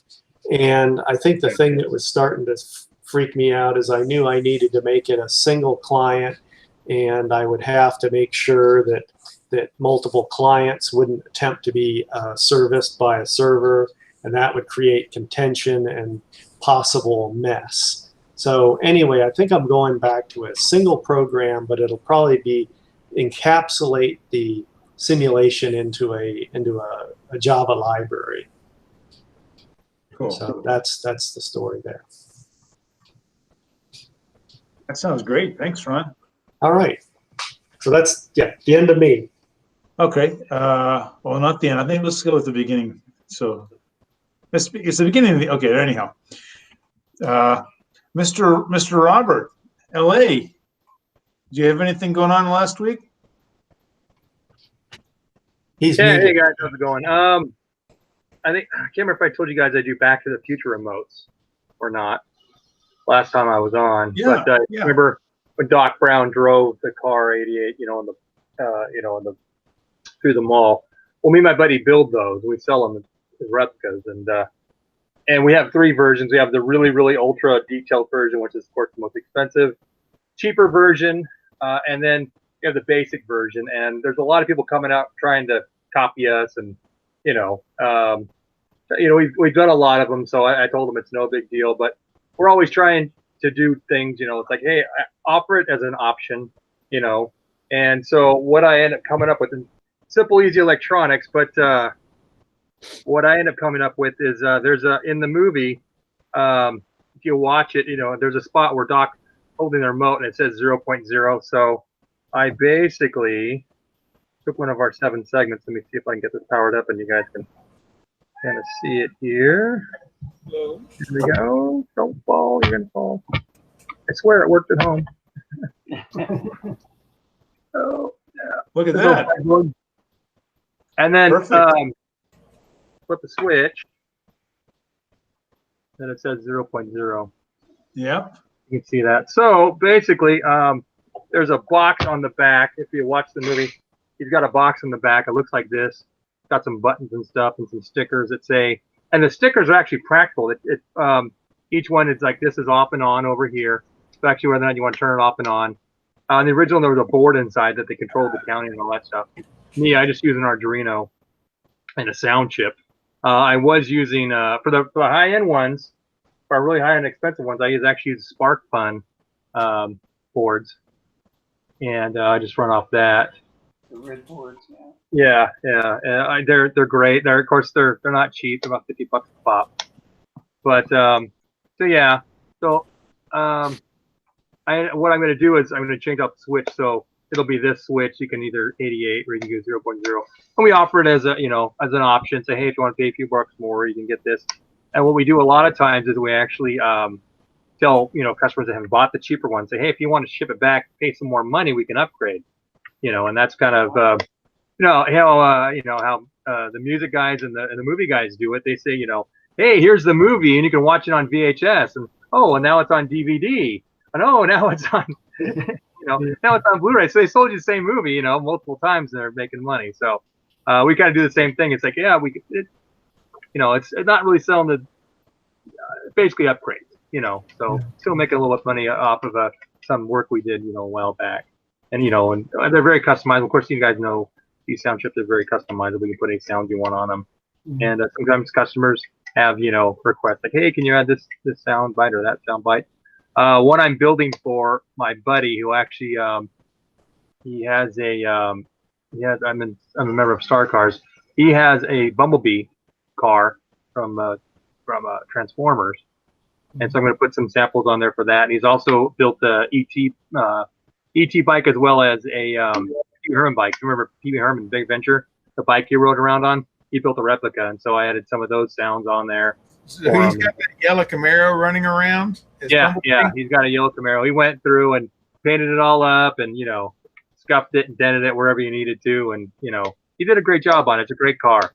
So, so that's pretty much what I've been doing. Is just working upgrades for the kits we build and the remotes we build. So I don't know if I told you guys, I'm recovering from open heart surgery. So I've been home a lot, and I'm getting to the point now, it's like, I need to get back to work. So I'm starting to work again. So I'm getting to the point where I have the mental clarity and the ability to sit and work again. So that's what I've been up to. So when will you get the Mr. Fusion upgrade? Because I know at least Harold and Murray have these Makitas, and they need a Mr. Fusion. Off the banana peel. I wanted to build one, but it's getting hard to find the crust. If you find one, pick it up. But they're still out there. It's basically just an old coffee grinder. Okay. But, and the base was actually you guys could probably have access to this more than there were old it was old heatsink off an old hard drive, a very old hard drive is what they used originally. It was a heatsink off an very old hard drive. So some of the guys actually have original, they went out and found the hard drive and they ripped the heatsink off of it, and so they're actual original parts. A lot of times that stuff's cast now, you just can't find those parts anymore, or the guy that does have it, has maybe bought quite a few, and yeah, sure, I'll sell it to you, but you're gonna, it's gonna be cheaper to buy another house, You're gonna want it. So yeah, some of those parts that are off the time machine, they're just regular aircraft parts. If you can find them, grab them up. Any demand for the flux capacitor? Or? Oh yeah, but you know the thing is though, I think well, I know Universal sells a version of it. I think Hot Toys came out with a version of it. And there's replicas out there that are actually mass produced, so you can get them. As a matter of fact, I know for a fact Universal Studios Hollywood has one for sale, and a bunch of the cast have actually signed it. I want to say it was around $1,500. So bargain. Yeah, it's really hard to get Michael J. Fox's signature, but a lot of the other cast, it's not that hard to get their signature. As a matter of fact, I mean, I've met and I kind of know Claudia Wells, which was Jennifer, and Don Foylove, which played the guy sweeping. I'll be mayor. So I was actually in a movie with him. Yeah, a lot of those guys. Even Christopher Lloyd, he's little. You got to pay a few bucks to get his signature, but you can still get his signature. So he still does cons and stuff, and you can get it. So, but yeah, that's pretty cool. Yeah, and I'm the guy with Johnny Five. You guys don't remember, and he's still sitting in the living room. Oh, we remember. Yeah, and unfortunately, because I'm not working, I'm on disability, so funds are limited, so I haven't really poured any money into them. So when I start working again, once I get some of these hospital bills paid off, I'll start putting some money into them. You need to make Johnny Five so he can just print the money for you. That would be what I'm really hoping is once I get them actually, moving and working, I can actually people will hire me out to bring them out. So yeah, I'll make a few bucks that way. Though a lot of times, with that stuff, sometimes it's break even. Kids can be the worst. So yeah. So and actually, believe it or not, I actually worked on my R2D2 today. So I told you guys I have an R2. Did a little bit of work on some sanding on the frame. So cool. Yeah, so that's what I've been up to. Slowly but surely getting back to work. Always, coming across little stuff. Hey, I should build this, should build that. I haven't actually powered it up yet, but I got the little ESP camera. Oh. If you guys can see it or not. Yeah. Yeah. Yeah. Yeah, the little. So there were like just a few bucks on I forgot what, eBay or Amazon or somebody had them. So I'm like, I'll just buy one and play with it. And I got it. I have it set up. I just literally haven't. I had to buy the programmer. I just haven't sat down and programmed it yet to part with it. So, and that droid guy, we were talking about the droid robot guy. He has a really good video on actually building this thing and wiring it up and everything. And then I was watching his videos, like I got to go back to him and watch it. So, but yeah, very nice. Any questions? No, great. All right, cool. It's a cool perspective. So that's great. Thank you. All right, so I think Mr. Doug. Well, Mr. Doug, how about you? I haven't gotten much robot stuff done this week, but I don't know if I mentioned a while back I had gotten the powder coat gun, and I had an oven, and I bought a large, not like a home oven, but like a toaster oven, but a large toaster oven, which I was going to use for curing. But I wanted to pull the racks out and make a think of it as something where I could hang something from the center.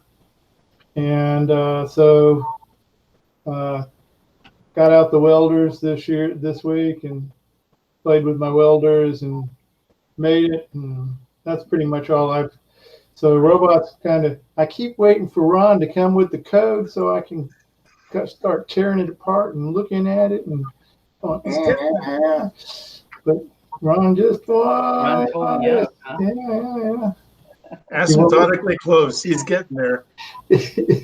Yeah, but no, I'm real excited because I'd like to. I think there's going to be a lot of fun if we can actually get us a competition on it. I think it'll be great. I'm thinking powder coating.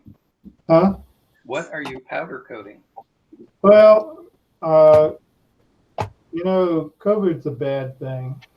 It leaves you all this time to watch YouTube, which is a bad thing. And you're sitting there on YouTube, and it's like 2:00 in the morning, and you're seeing this guy do some really decent thing. I mean, it's just great. And you're going like, "Hot damn, I want to do that!" And the next thing you know, you got a powder coat gun coming down to you.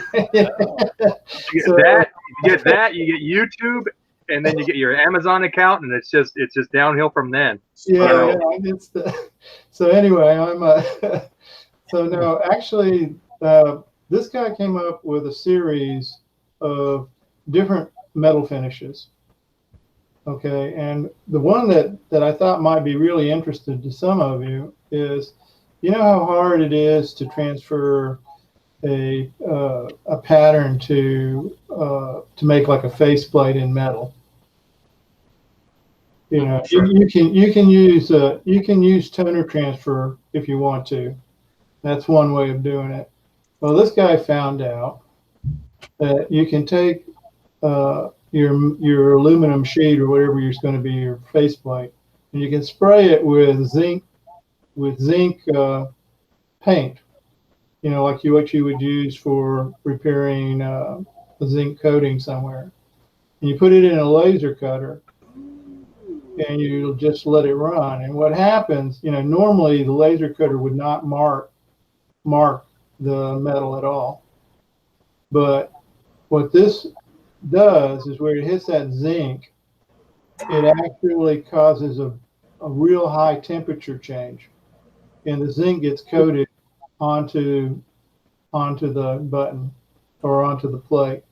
So that's another technique that I'm going to have to try. Now, obviously, one does not breathe zinc. You know, that's not a good thing to do. So you have to be a little careful about it. But it's you know, he did a whole series of these things, and powder coating was the one that I said, hey, I can do that. So I'm planning on my robots to try to add more metal. I wanted to add more metal. I didn't really, and I have played around a little bit with anodizing, and that's, you know, that's okay. You can do it, and there's obviously you can do things like bluing and parkerizing steel. That's simple. But you know, something like chrome, well, you know, plating copper and nickel and then chrome on. First of all, getting everything is expensive and it's not going to happen. But you can powder coat with chrome paint and it looks pretty decent. And Doug, yeah. I have an idea for you. If you want your next project, since I know you built a 3D printer, you want to build a 3D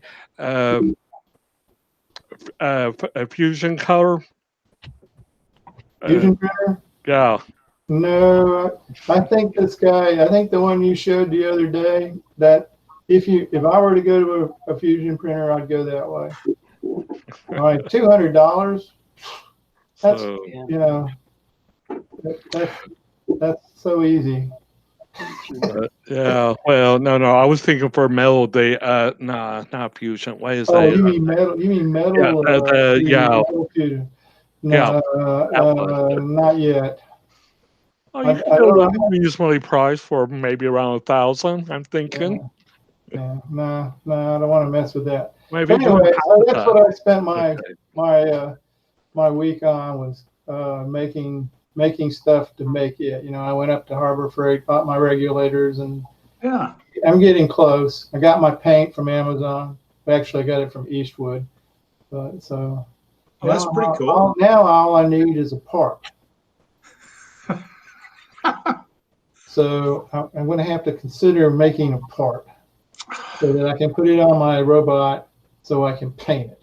Can't you just stop at buying the tool? I mean, that's all I ever do. Yeah, well, the one thing that's really intriguing, though, is that I actually saw one where they powder coated wood. Wow. Okay, now how they did that, I'm not absolutely because first of all, it's got to they'll have to have a low temperature powder coat, because like this chrome I was telling you about, that's at 400 Fahrenheit. So what is it? What is paper? 405? You know, isn't that what Fahrenheit? 405? 451, I think. 451. 451. Yeah. So you're under the temperature for burning books. Yeah, yeah. Get the salad out. So anyway, so I don't know. I'm not sure if that would work, but I'd like to give that a shot, because if I could do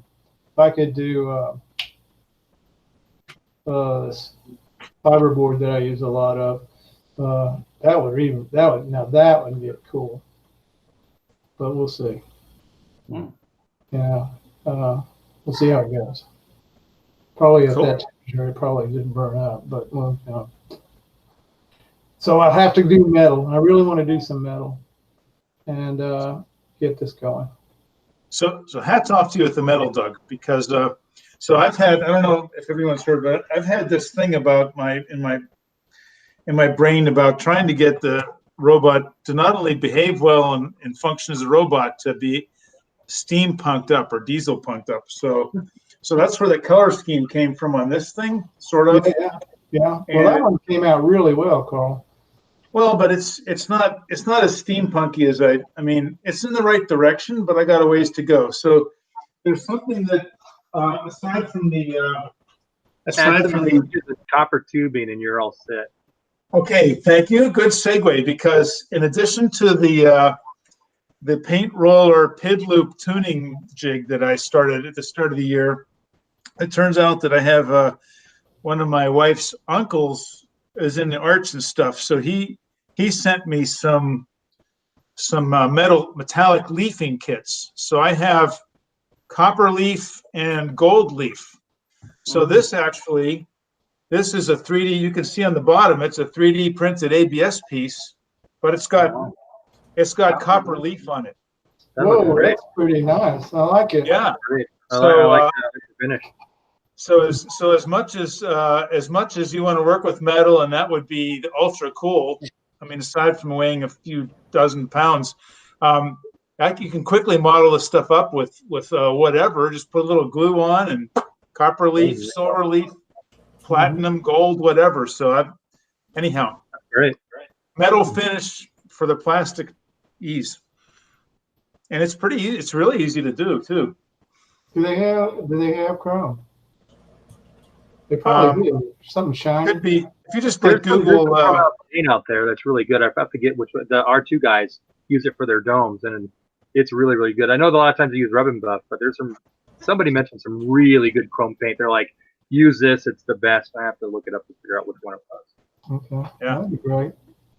But the thing I discovered is that, I mean, to Harold's point, if you got it, or even Murray's, if you got to know where the stuff goes, and to Dave Ackley's point of, it takes 3 or 4 plus decimals to figure out where stuff goes, you really got to get that figured out before you figure out what the shell and the outer view of the thing is, because I mean, you got to have it maintainable and get access to it, and but then if you want it to look, you need to, like, if it's steampunk, you got to hide all the wires and just get the copper tubing and the rib things. And I mean, maybe with cyberpunk the wires are okay, but I don't know. So has anybody got any? I mean, I've done a little bit of vacuum forming, but always with plastics.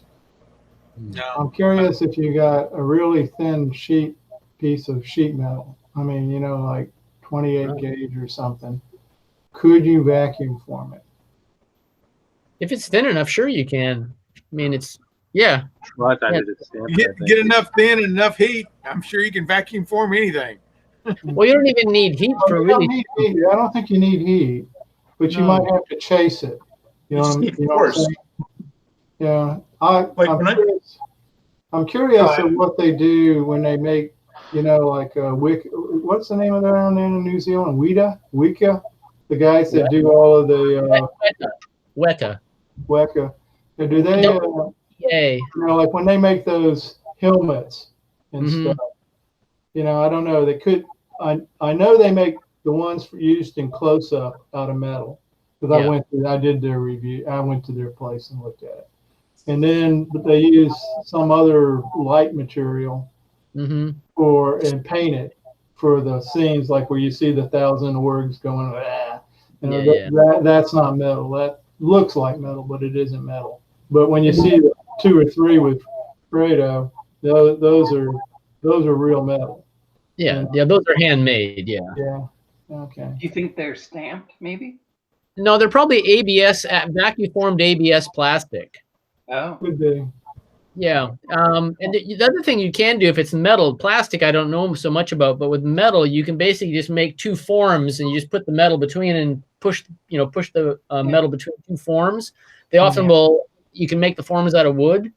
Nowadays, if it's a small enough thing, you could basically make the forms out of like you could 3D print them actually if the metal's You know thin what? I enough. think I just saw a YouTube video on that not that long ago. A guy was actually making 3D printed stuff and using it to stamp metal. Right, I right. saw about a month ago. I watched a video on a guy that did that. I thought that is fantastic. Yeah, I think I saw that too, where he was actually using it as a die and punch. I mean, it was like, whoa, because he was really asking a lot of that material, and it was working. I once saw, I had a tour of the Alcoa plant as a teenager, and they showed starting off with a single disc of aluminum, and whop, whop, whop, then, you know, that one piece of aluminum turned into a can, like a beer can. All it needed was a lid clamp. But the one piece of aluminum was formed into a can. Yep. That's cool. I just added a link in. There's a thing about on the MakerBot website, a thing about vacuum form ABS. Yeah. I think that's what we use down at the Makerspace is ABS. Yeah. They have at the Makerspace, everything is professional tools. So, you just slap this thing on there and. Yeah, actually, I got some of that plastic down the street from there. It was like, right down the street.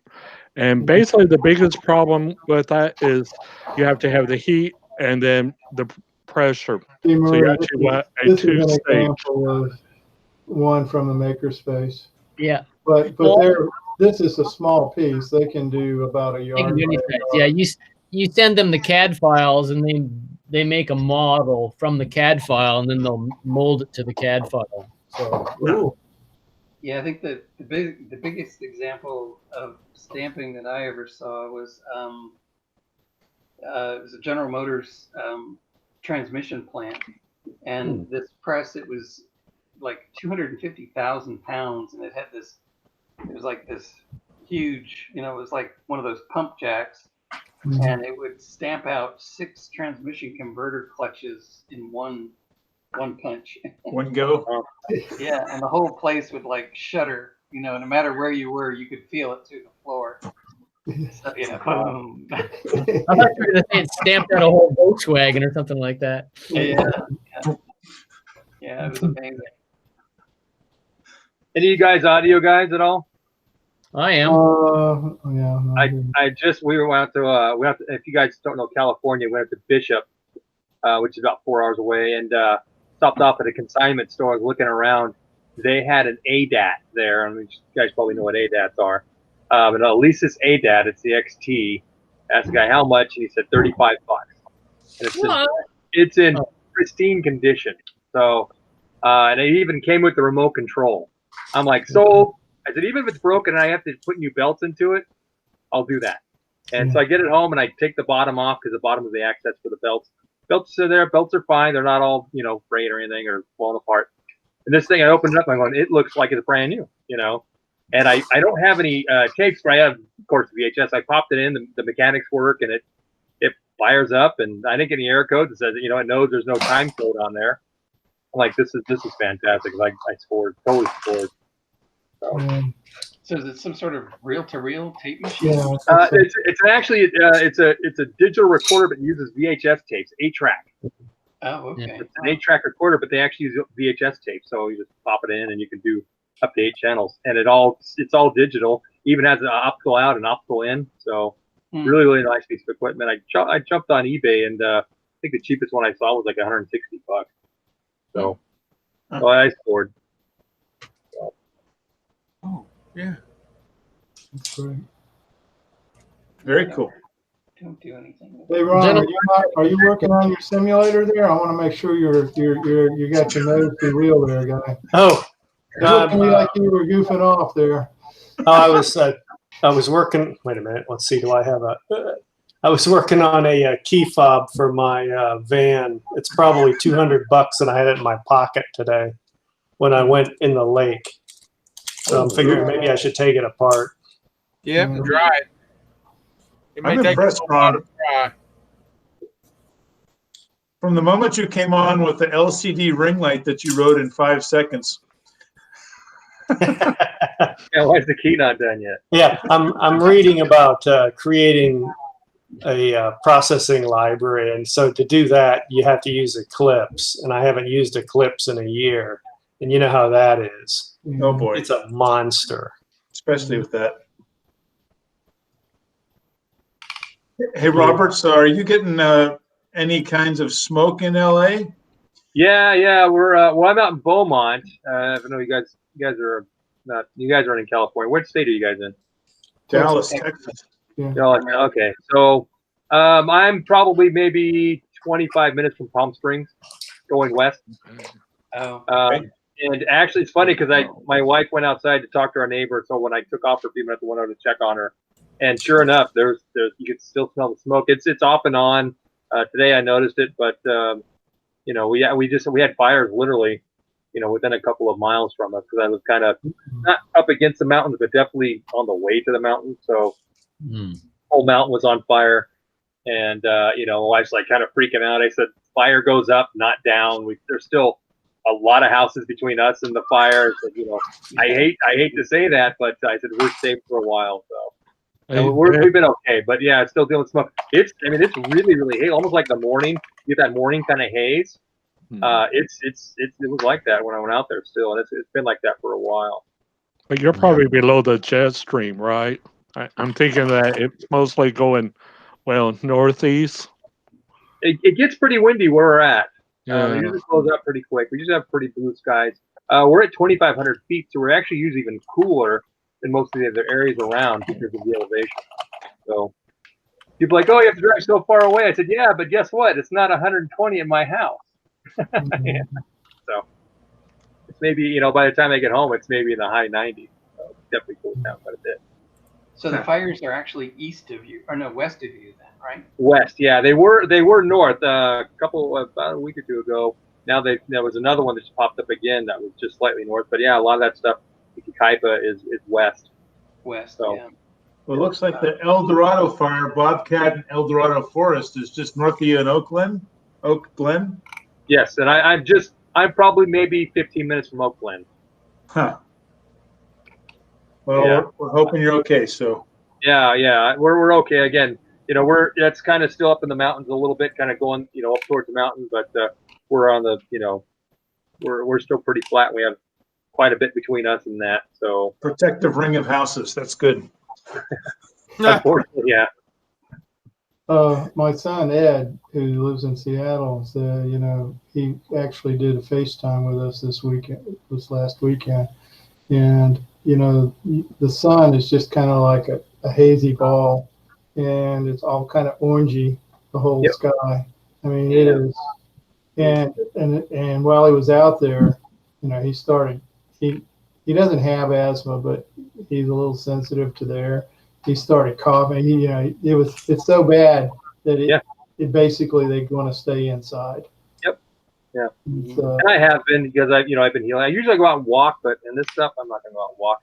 I go to classes and stuff, or I get cardiac rehab, so they go into a building and do all that stuff. But yeah, I didn't hang out outside too long today. And my neighbor, she was out there watering. I'm like, I'm going in. Yeah. Well, we were, you know, my partner and I went down to the South Island in New Zealand because, Robert, you may not know, but I'm actually in New Zealand, and we were in the South Island over New Year's this last year, and of course that's the summertime down here. And when Australia was burning, we actually had the entire country of New Zealand blanketed by the smoke over the New Year. Yeah, the whole country, and we were on the west coast of the South Island, which is a long way from anywhere, and our entire sky went that orangey color, and we could see the red dot of the sun. And that was, I've got photographs of it. It was like, it turns out the whole of New Zealand saw that for like a day or so. Yeah, I took a photo a few days ago. I came out and I was talking to my neighbor. I looked over his house. I'm like, wow, that's the sun, this orange ball. It's like, wow. So, But kinda makes yeah, you I'm hoping they, they're usually. I mean, it's California. It out here it burns a lot, and half the time it's arson. So, yeah, unfortunately, that's the way it is out here. Get people to go out there and set fires. The one that actually just happened. I don't know if you guys probably heard of this. The gender reveal thing. Right. Yeah, that happened. I mean, that was literally probably a stone's throw from us, and they were actually using pyrotechnics, which is probably really not too smart. wise. Yeah. Yeah. And so we just had a week before that, we had a gender reveal party for my oldest stepdaughter, and she used a little hand cannon. There's no pyrotechnics. This little shoots out, it's compressed air. And so we posted about that.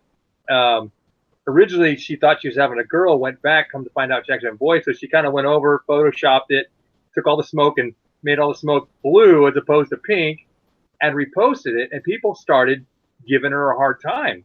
And you shouldn't be out there shooting. That's like, those people that did that were using actual pyrotechnics for their show, and ours just compressed air, a little puff smoke, and that was it. So Yeah. You'll know we're in trouble when you need a license to use Photoshop, but okay.